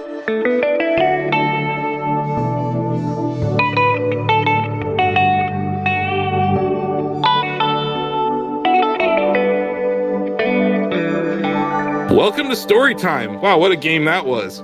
Wow. Let's dive into the latest stories from the past week. This is Storytime Previewza, which is a preview palooza from your friends at Shacknewza. We only have one preview. Yep. We have preview coverage for Xenoblade Chronicles X Definitive Edition, but it's mainly just videos that we've uploaded. But boy, does the internet have a lot of opinions on our videos. Anyway, just go to social media or YouTube to find out what's going on there. I believe TJ will have a video preview of the game also up this week too. But yeah, I think it was Donovan. Yeah, Donovan got to check out Delta Force's upcoming co-op campaign. He said it's a challenging add-on for the first-person shooter. I believe this is the one that it's trying to kind of recreate Black Hawk Down, not the film, but the actual event. So yeah, it's a camp. It pits players against AI enemies on various levels, inspired by the infamous military operation. It is designed to be played cooperatively, and yeah, this game has classes or whatever. It's okay. I think Donovan said it's a change of pace for the game because it's largely a multiplayer game. So to have like a PvE co-op experience in it is pretty cool. But yeah, the topic might be a little. We'll see how they handle it. It doesn't seem like they did anything disrespectfully. They've been pretty good about honoring the military in this game. But yeah, the game's shaping up. But yeah, Donovan got to check it out in LA. I believe it was last week. But that was Previewza, very small little Previewza. So tiny. Now on to Reviewza, which is the Reviews Palooza by Shacknewza. We got 3 reviews here. TJ did review Like a Dragon Pirate Yakuza in Hawaii. He liked it. Gave it an 8 out of 10. The negatives were that the tutorials overstay their welcome hours into the game. The pacing feels uncertain at times, and the treasure islands are pretty bland compared to everything else. But the positives definitely outweighed it. It's a ridiculous adventure that fits Goro perfectly. The sailing, collecting crew, ship battles, and other piratey stuff, TJ enjoyed quite a bit. He says it has mini games out the wazoo. Now, that might be a pro or a con, depending on who you are, right? Like, some people, I think, I don't know. That's easy to get tired of. Or if they're mandated. That, yeah. Solid combat, but, it's this game. The brawler style of Yakuza games, they're pretty well fleshed out when it comes to gameplay. And the story's decent, although it does seem pretty goofy. But this is like the goofiest character in the franchise, so I think it's okay to do that. I'm just interested if they make him not so goofy. I'm curious if there's depth or a character arc or something. That's all. Let's see. Yeah. Curious if there's something to say, and I think it'll be evident, pretty soon. But we'll see. Yeah. This just seems like a smaller thing that they did. So I'm not sure if you're going to get that narrative beat that you're looking for. I didn't see TJ mention that at all. Sure. Because that would kind of go in line with this game. It's just it's like, hey, remember that time that this happened to this one guy? It's like, oh, okay. And then on with our day. So yeah, 8 out of 10, which is, yeah, good. Sure. How would you say yes about? I'd say yeah, sure. That's good. I would say, what did IGN give it? Well, I mean, they gave it an 8. Did they? Yeah. Okay. Well then, phew. There you go. Well, no, because then it's but yeah. There's consensus. Yeah, it looks like people are just, you shouldn't go to Twitter. Anyway. We also reviewed Warriors Abyss, which was this shadow dropped during the yeah. Was that the PlayStation State of Play, right? Yep. Yeah. So this got shadow dropped. Lucas reviewed it for us. This is that Musu meets Souls kind of game. Meets Survivors, I think. Sorry, yeah, Survivors. Why am I saying Souls? Yeah, Survivors. So it's like Vampire Survivors, but like with an isometric point of view, top down. Bigger bosses, I'd say, than you would see in something like a Vampire Survivors. Mm-hmm. But looks pretty good. Got a 7 out of 10. He said that it has weak progression systems, it's super grindy, and it has annoying boss fights. Well, they look kind of cool, but apparently they're not very good. I think games like this run into that problem where like bosses are just people with bigger numbers, right? So it just takes longer to kill. But like, I think games like this would benefit from like coming up with different ways or like strategies to take down bosses. And I just don't think this game has that level of depth. He said while the progression systems are weak, he did like the combat. He thought it was fun and nuanced. He said that there's a decent amount of character variety. And he says it's a novel premise that doesn't shy away from humor. So I think it's going to be one of those, you're going to have to try it yourself to see if you like it or not. Because a 7, it's not bad. It's not great. Yeah, I don't know. 7, yeah, sure. This is out on everything. There you go. It's out on PC, it's out on Switch, it's on PS4, 5, Xbox Series X and S. It's on Steam. So a lot of places to try it. Maybe this is a game that you wait for it to go on sale. That's kind of what I was getting at. And then this game looks cool. Stories from Soul, the gun dog. I believe, Lucas reviewed this for us as well. This is another kind of RPG like a space. Yeah. Space RPG, but kind of it's almost on the side of a visual novel, which I think we're like seeing. It's not like I think Telltale did this a while ago, but like we're seeing a lot of games that are like they're towing the line of just being a narrative, visual novel, but they're adding like enough gameplay mechanics to make it. I don't know. It's just something in my own head I've been struggling with. Like, are these games? Yes, but they're not like active. They're not, like you're just sitting there clicking buttons or picking dialogue choices. They're a little more idle. Man, does this look like Evangelion though? Whoa. Just art style wise, yeah. I mean, that's just like 90% there. Yes. Which honestly, I'm just impressed by the art. Like for sure. Like, I think that's a compliment. It is. Yeah. But yeah, like it looks cool. But yeah, it's hard for me to like judge these based on gameplay. Lucas said it had impressive visuals. The soundtrack fully captured the PC 98 aesthetic goals. Fun characters. It's unapologetically an old school visual novel. Disappointingly shallow storytelling though, and a goofy sequel hook cliffhanger that compromises on the ending. Well, that's fine if you want to make another one. But that does kind of make you like roll your eyes if you were into the story and then you get to the end and it's like the end of Tulsa King season 2, which I won't spoil for anyone, but I'll just say it was disappointing. It's out today on PC, Switch, PS4, and 5. I believe I said, it got 7 out of 10. So nothing too bad on the review side at Shack News this week. Definitely a less busy week than past weeks, and I know next week's pretty busy. Yep. On to Newsa, which is a news palooza coined by Shack Newsa. Annapurna Interactive is doing a showcase next week. They have a lot. They have a lot slated. I went to their website today and looked at like their upcoming games catalog, and there was like 15.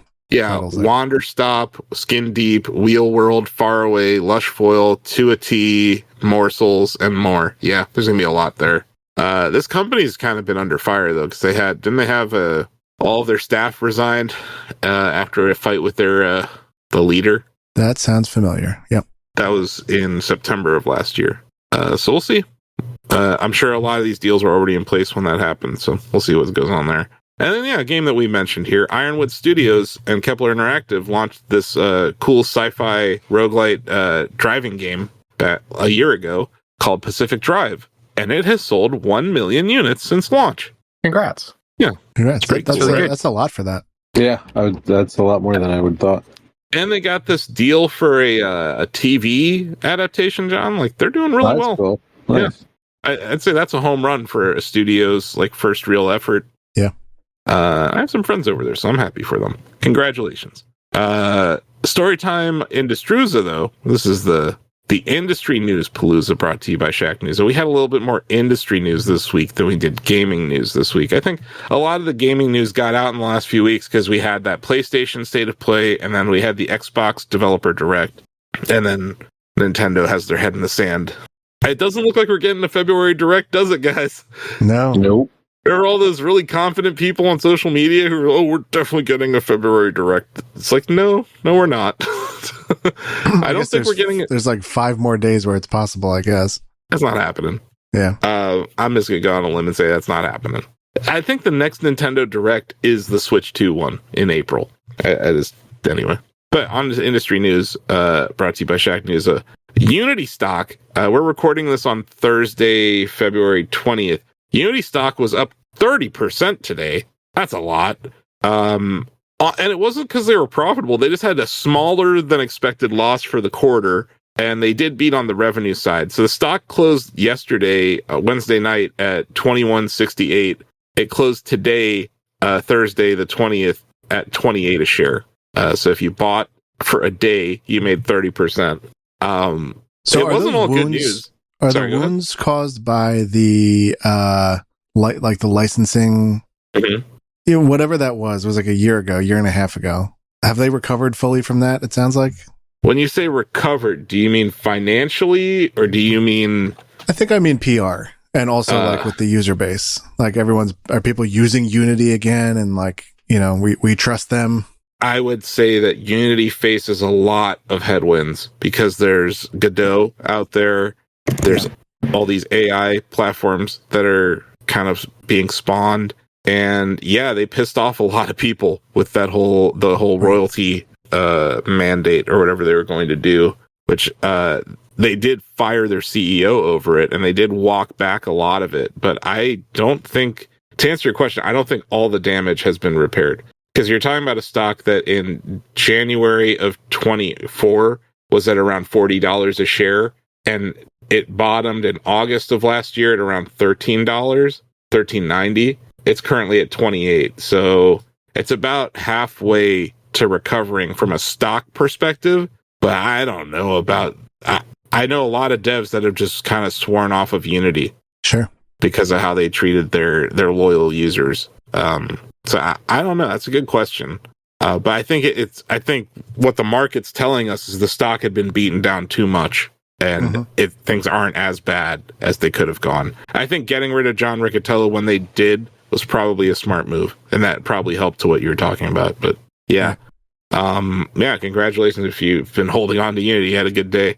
Company that did not have a good day stock wise, but I thought this was some interesting news. Rivian, electric vehicle maker based here in the United States, CEO does not publicly do Nazi salutes. So that's something. They reported Q4 earnings results on Thursday evening, and they actually turned a $110 million automotive gross profit in the quarter. I believe this is the first quarter in their company's history that they actually had a profit from their automotive division. So that's pretty cool. You kind of need that to happen before they turn a company-wide profit, right? But it wasn't all good news. They announced that they're forecasting shipping only 46,000 to 51,000 cars this year. They actually shipped almost 52,000 cars in 2024, so that would be a down year for them. And analysts were expecting about 10% growth, so 55,000 units or vehicles. So it's not all good. The stock's kind of down in after hours on it, but at Shack News, we're going to keep paying attention to Rivian because we think it's like one of the only companies that might actually serve as a replacement for the Tesla, demand out there. I think people still like electric vehicles, but they're looking for alternatives to Tesla that are viable. And GM has not really done that in a big way. Ford is struggling. But Rivian, with this Volkswagen partnership, they have a $10 billion joint venture that they're doing with VW, and then also their partnership with Amazon on the e-delivery vehicles. I just think they're in an interesting place, and also their truck doesn't look like complete dog shit or a trash can. So I think they got that going for them. Right. We're going to keep our eye on Rivian. It's not a stock I own, but it is a stock I pay attention to closely. And yeah, if you want to read more about it, check it out on our website. And then, we are talking about Cliff Bleszinski and his games that he's credited on in the game segment. But we want to talk about he shared the concept of his game that he was kind of teasing for the past year. He's like, I have this game idea. I might pitch it. I might not. He decided not to pitch it. He said he canned it. So he just shared what he had on social media. It's a Dropbox link. He has like design docs and also used some, he created some AI generated art just to kind of get the idea across. The way he describes it, like the elevator pitch is Left 4 Dead meets Plants vs. Zombies. And I'm like, well, that's kind of interesting. So you'd be using like lawn equipment and like chainsaws and lawnmowers as weaponry, and like the vegetation would be the enemies. I'm like, that seems kind of interesting. But yeah, it was called Panic Garden, and it did not, it ended up not making it to the point where he wants to do something with it. And so his studio shut down. Like, is he potentially just kind of sitting at home? No. Not making games? What's he up to? What's going on? He has a comic book that he released last year. I believe that's like one of the things he does. He finances Broadway shows. I believe he was one of the producers of Urinetown, which I think won a Tony. Wow. So he's doing just other stuff, man. Like I don't think he's kind of dabbling in gaming, and like when people talk about Gears, like when Xbox talks about Gears, Cliff's not afraid to be like, hey, if you ever want me to consult, I'm open to consulting on Gears. So I think he still cares about gaming. He still plays games, but now I think he's Boss Key really hurt him, I think, and his legacy in his eyes. But yeah, I don't know. I like Cliff's games, even Jazz Jackrabbit and stuff. Like I've liked a lot of Cliff's games. I think he brings an interesting take to the industry. So yeah, it's interesting to see that game. Yeah. Even if it was just concepts, but I like that idea. I don't know if anyone remembers Plants vs. Zombies Garden Warfare. It was like a FPS on Xbox and stuff. Yeah, it was like a third-person shooter, Yeah, like Battlefield game, wasn't it? And they had a sequel as well, right? Yeah, it was pretty fun. So if that was what he was going for, it might have been kind of cool. Okay, we'll never know. Yeah, let's get to the shitty news. This is like a grab bag of good or bad news. Marvel Rivals cracked Twitch's top 10 category for 2 months in a row. It's becoming rather popular. I actually saw Rod Breslau, Slasher, the Supreme Chancellor of Esports, as I call him. He said that he's hearing that Marvel Rivals is about to announce an esports league, and teams are already forming. Wow. Yep. So yeah, we mentioned it on our trivia section. Marvel Rivals has crossed 40 million players worldwide. And to celebrate all this, they fired the game director and his entire team in Seattle. What's the explanation here? Go ahead. They called them a support team. But yeah, like we have a statement from them. If you want, I'll just give you what they had to say instead of me trying to. Here's NetEase's full statement on the layoffs. We recently made the difficult decision. Everybody drink at home. Whenever you see difficult decision in a press release, drink. To adjust Marvel Rivals development team structure for organizational reasons and to optimize development efficiency for the game. Okay. This resulted in a reduction of the design team based in Seattle that is part of a larger global design function in support of Marvel Rivals. We appreciate the hard work and dedication of those affected and will be treating them confidentially and respectfully with recognition for their individual contributions. Okay. We want to reassure our fan base that the core development team for Marvel Rivals, which continues to be led by lead producer Waikong Wu and game creative director Guangyun Shen in Guangzhou, China, remains fully committed to delivering an exceptional experience. We're investing more, not less, into the evolution and growth of this game.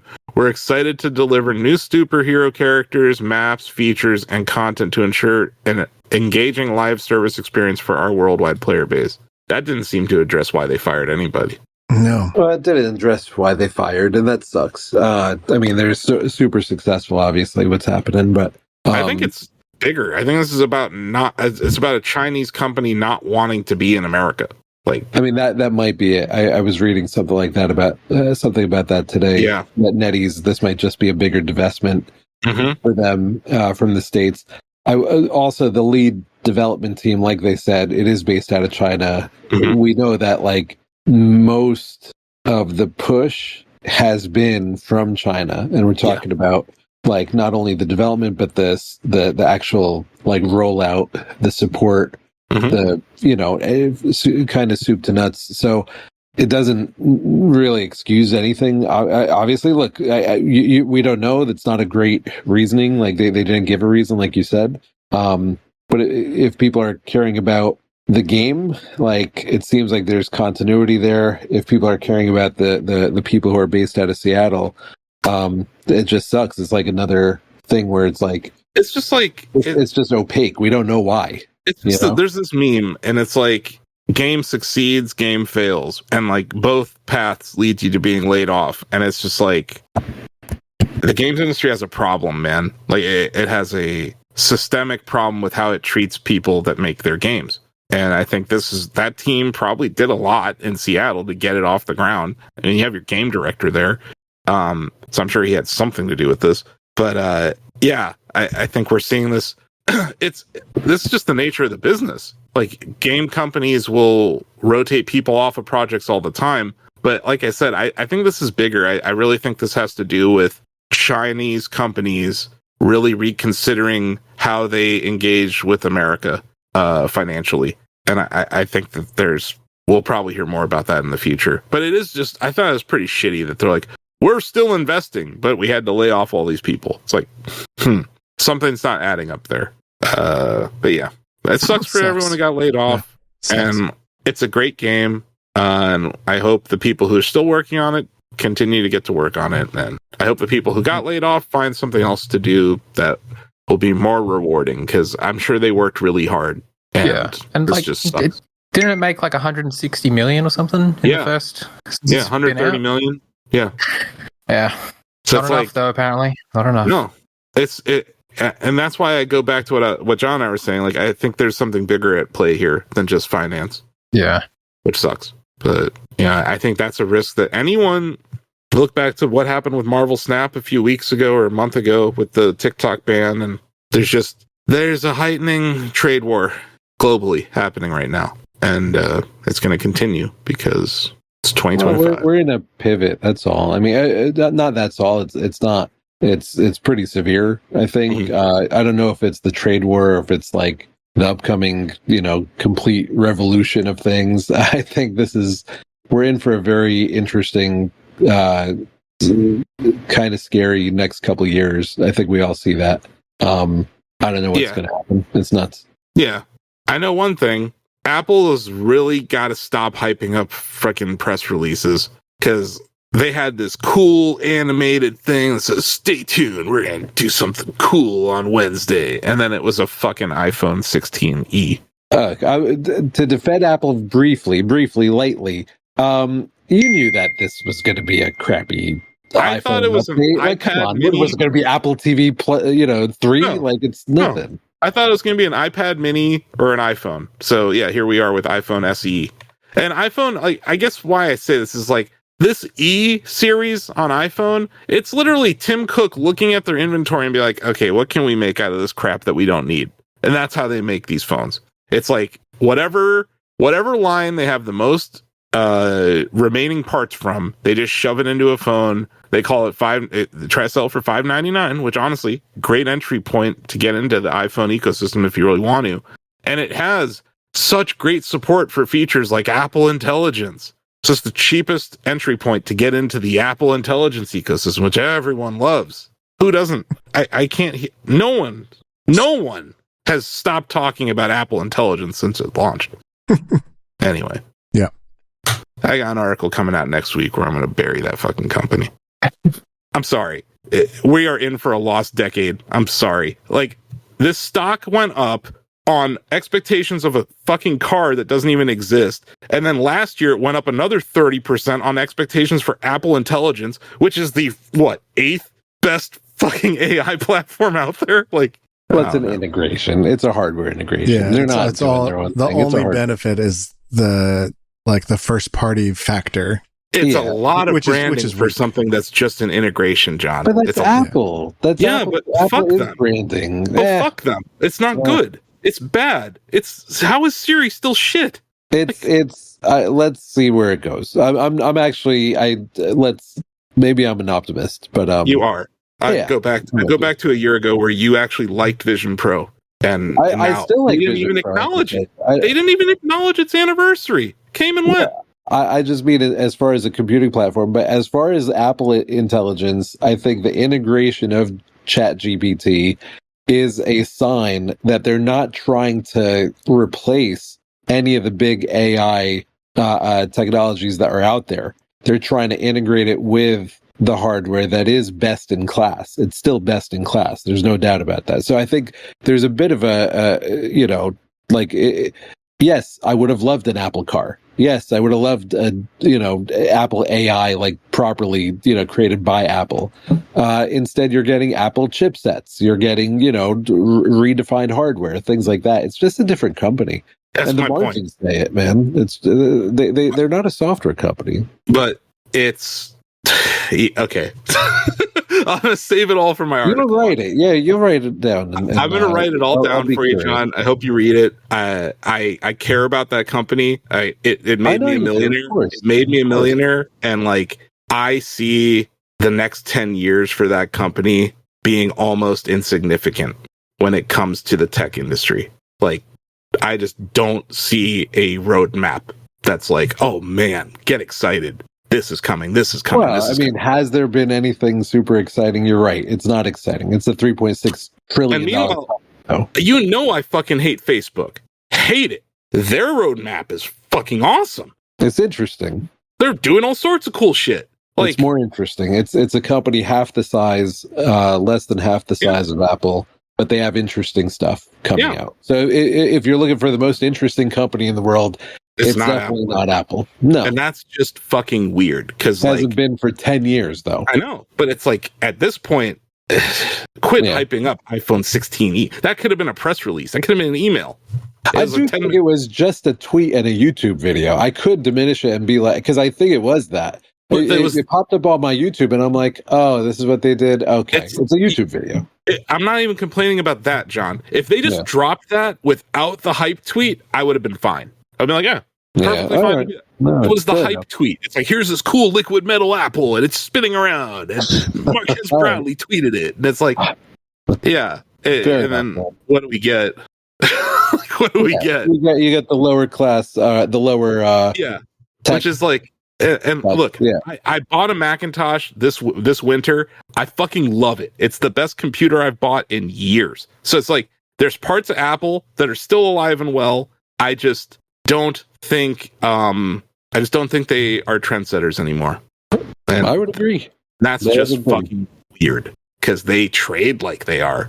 They trade like they're the greatest company on the planet. And it's like, I don't know. If you build up all these expectations on automotive and AI and all these things, eventually chickens come home to roost. And most of them have bird flu at Apple.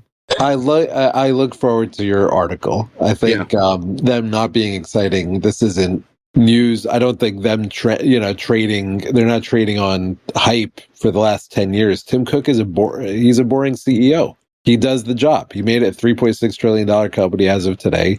Mm-hmm. He's doing it seems like a good fiscal job. It's just not sexy. I'm just saying, like, they're trading at 38 times trillion, and they're growing earnings in the single digits. And they trade. That is crazy. They're iPhone sales are decreasing. And they're trading at 9 times sales. Something's got to give. That's all I'm saying. Like, it's just not adding up to me. That being said, $323 price target on it. That's the last price target I will ever give you on Apple. And that's like $80 higher than here. So clearly I'm not saying go short the stock. I'm just saying yawn. And also just wanted to point out, Apple Vision Pro anniversary came and went. I don't think anyone said a word anywhere. Like, anywhere. onto a CEO that I actually dislike. I don't dislike Tim Cook, even though he's the reason. I'm the reason that there's no mic stands at Apple shareholder meetings anymore, and he's the one who decided to do that. So yeah, GameStop, Ryan Cohen, shithead extraordinaire. I don't know what else to describe him as. He's just a piece of shit. He fucked me over last year. The stock was at 60. He diluted me. It was at 30. He diluted me again. He's a fucking prick. So in true Ryan Cohen prick move, he tweets this out. Email M&A at GameStop if you're interested in buying GameStop Canada or Micromania France. High taxes, liberalism, socialism, progressivism, wokeness, and DEI included at no additional cost if you buy today. This is the CEO of a company. And it's the same guy who just deleted Game Informer's website last year. I emailed him yesterday, John. I asked him if Game Informer was for sale. I offered $50. I'm going to just email them every day. Oh. Because this is just stupid. I don't know.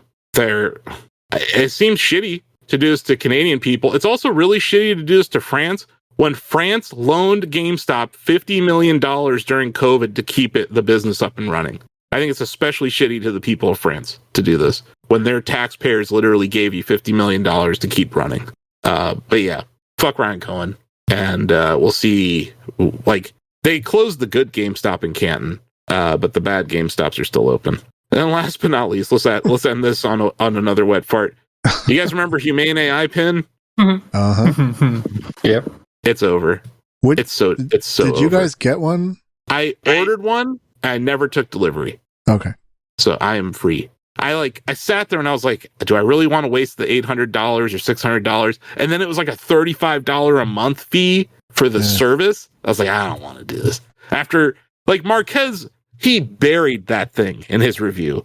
And I agreed with everything he had to say. And the thing that really scared me was the, you're supposed to put like the battery clip underneath your clothes and then the pin on above your clothes. And I was just like, putting fabric in between two conductive devices, I thought that was a bad idea. And that did prove to be a bad idea. So yeah, they're going to end service. They also got acquired by HP. So it's a very weird announcement. This company raised, I think they were valued at $230 million about 2 years ago. They sold to HP for $116 million this week. So I guess some of the IP, some of the operating system stuff they had done is going to be taken over to HP. It's called the Cosmos AI operating system. Being like their printers or something? I have no idea what kind of operating system. Like, HP doesn't really make computers anymore. I'm not sure what they would do it with. But yeah, they have the Cosmos AI. Maybe they're going to license it or something. Who knows? They must have saw something. But if you were someone who invested in Humane, you were one of those venture capitalists, you lost 50% of your money in a year, right? Which I guess is better than 100%. And yeah, all the consumer data is going to be erased on the 28th. Yeah, any pictures you had stored, any videos, all that will be deleted on the 28th. So you have to back all that stuff up between now and then. Wow.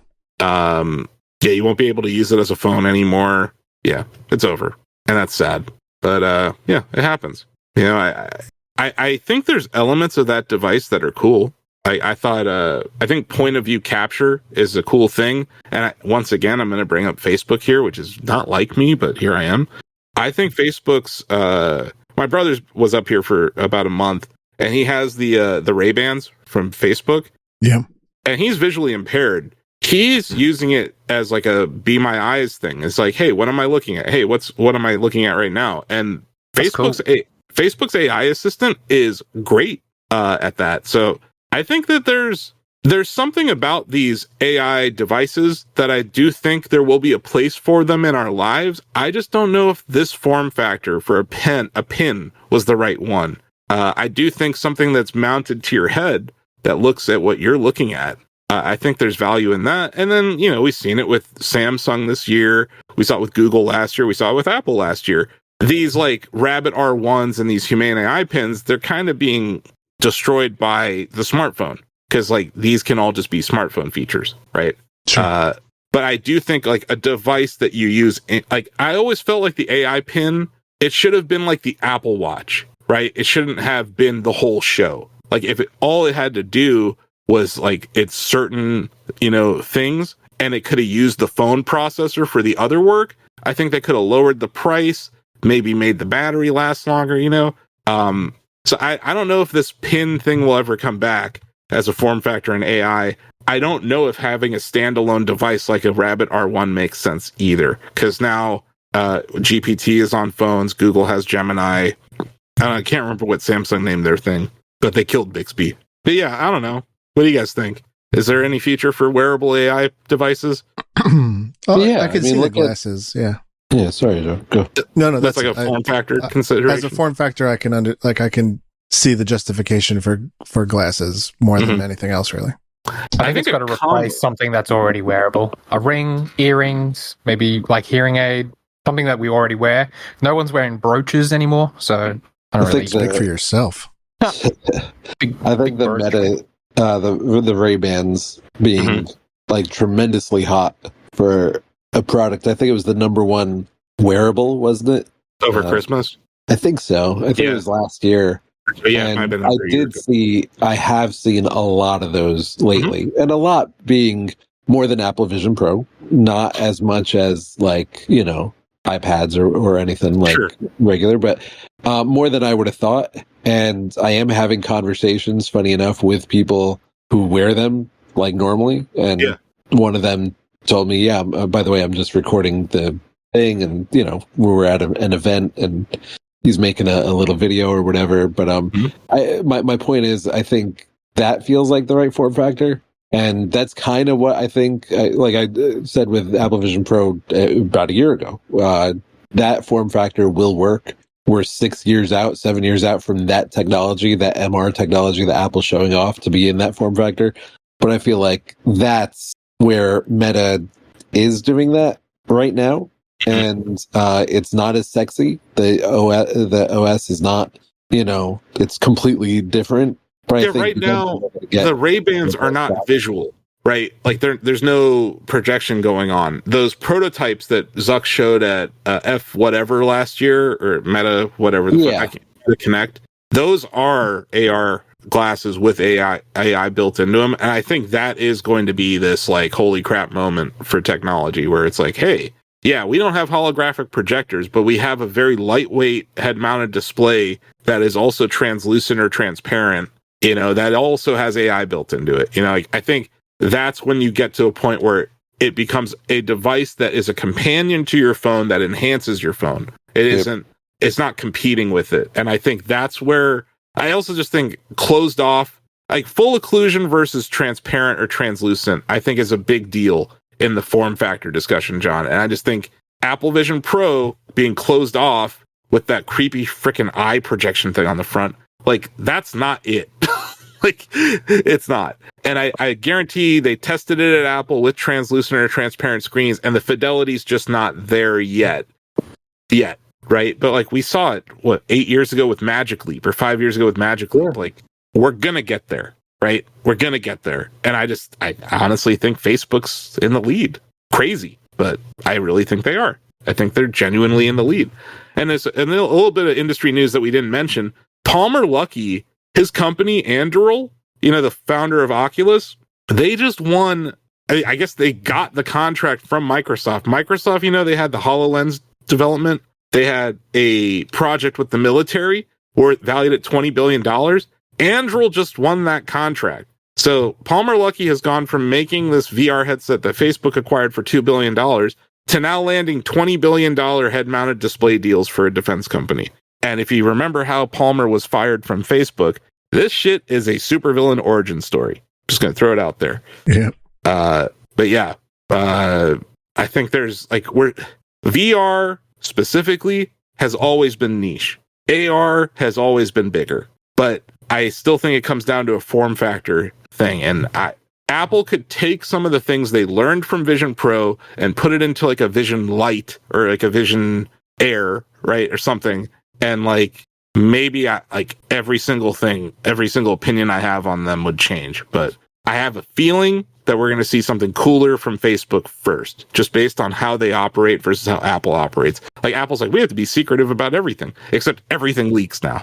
So it's like, I think Facebook's attitude is like, here's what we're doing. It's just a prototype, but here's what we're doing. They've been doing that for like 10 years at Oculus, and I've appreciated it as a user because at least we get to know what the future looks like and I get to be a part of it.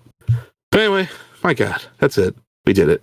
R.I.P. Humane AI Pin. I'm not surprised though. They were very douchey. Like the people were just rude. And I know that sounds rude coming from me, but the feeling's mutual. Anyway, we have some community notes before we go. We got a few questions, comments from the Shack News community, which you can join by heading over to shacknews.com/chatty. Please do, because I'm tired of winning Cortex. Someone else can win it. Or by emailing us at sam.chandler@shacknews.com. Sam, did you get any emails? No? I haven't received any community note emails yet, but I do read every email that comes across my desk. So Okay. if you send me something, I will read it. Yeah. Email Sam. Let us know how we're doing. Yeah, be Like I nice. said, we're the fastest growing video game podcast, according to me. So, you know, and that means everything on the internet now. So we have a comment from someone who isn't Mamu. He says, this is user Boober Dab Bleop. Nice. Says, get timestamps, please. Okay, Joe. Get on it, Joe. I did get on it. I have figured out how to do it, and this episode will have them. Hell yeah. Love that. Wow. That's a quick turnaround. I like that. Asked and answered, Boober. How about that? Whoa. So yeah, lastly, the Misrepresent Joe's Corner, formerly known as the Haas Mamu Corner, says he's also renamed you. You're no longer Cake Producer. He said he's now just calling you Steam Deck Joe. Nice. Which is honestly kind of an awesome username.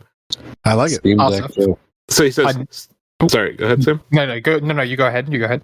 Sorry. So Hasmamu said Steam Deck Joe will die on the all Capcom games suck hill. Wow. And I agree. That is misrepresentation of the show. Okay, good. But John, I forgot one game when we were grilling Joe last week. Yeah. Joe, what are your thoughts on Beautiful Joe? Oh, I told you already.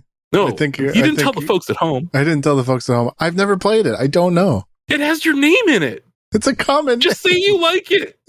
Sure, I like it. Google him. I'm telling you, Joe. You're Joe. He's Joe. He's beautiful. John, you remember that game? It was gorgeous. Yeah, and I think you would enjoy it. Yeah. Was there an iOS early iPhone Beautiful Joe? It's probably by Kojumbo Productions. Kojumbo. It's just beautiful. Yeah, Beautiful Joe. Not beautiful.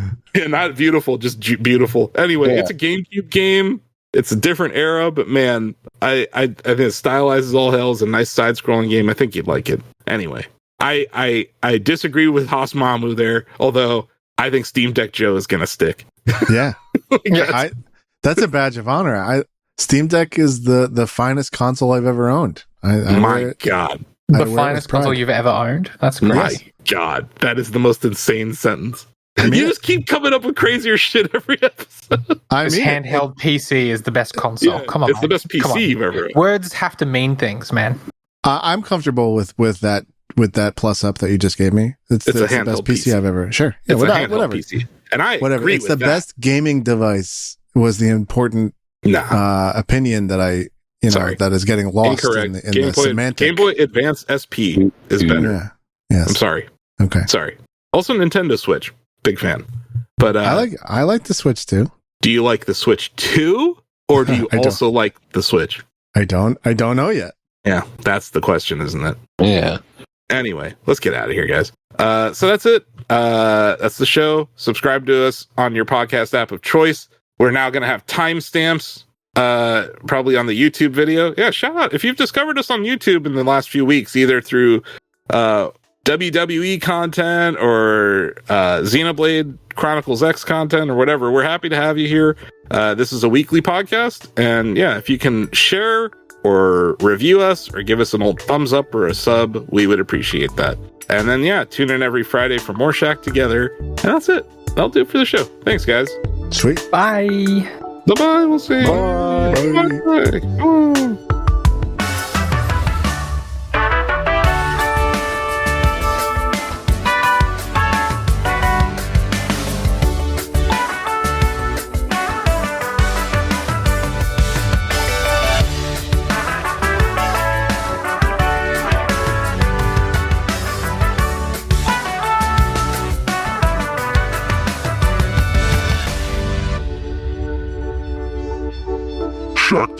is a Shack News production.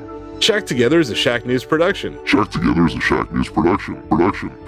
Shack News is a multimedia company consisting of a variety of entertainment properties, including ShackNews.com, video game and cutting-edge technology coverage with evergreen video, guide, and long-read content, providing readers and viewers with the latest reviews, previews, interviews, and news. Shack News content is readable and viewable at ShackNews.com, Facebook, YouTube at Shack News Interviews, and Shack News VODs, Twitter, TikTok, Instagram at Shack News Media, Twitch, and more. But that's not all. You can play Bubbletron, our first video game. Combine 3 ideas, hit the market, and get your money hat. Bubbletron is a daily game in the style of Wordle where players can launch a company and see its valuation instantly. Hit that high score and brag to your friends. Visit Bubbletron.com to play. There is no download required, no signups required. But if you are into app downloads, we have the cutest one on the planet. It's called Shack Pets, the ultimate battle for cuteness. Swipe your pets to victory on iOS and Android in this Tinder-like app for pets. Shack News is proud to present a variety of micro products, all available for free at shacknews.com. Cortex is a publishing platform available to all of our users. Shouts is a Twitter replacement in a time where Twitter really needs replacing. And Reader, an RSS reader that won't get shut down by Google anytime soon. You can import YouTube, subreddits, all sorts of cool stuff, even podcast feeds. And lastly, all of our products are completely free to use and play, so if you're a fan of what we're doing and want to support the Shack News ecosystem, head over to shacknews.com/Mercury. Mercury offers subscribers access to exclusive Shack News swag like hoodies and VIP access to our long reads in downloadable format. It's a great way to support us. There's different tiers, and you get a lightning bolt next to your name.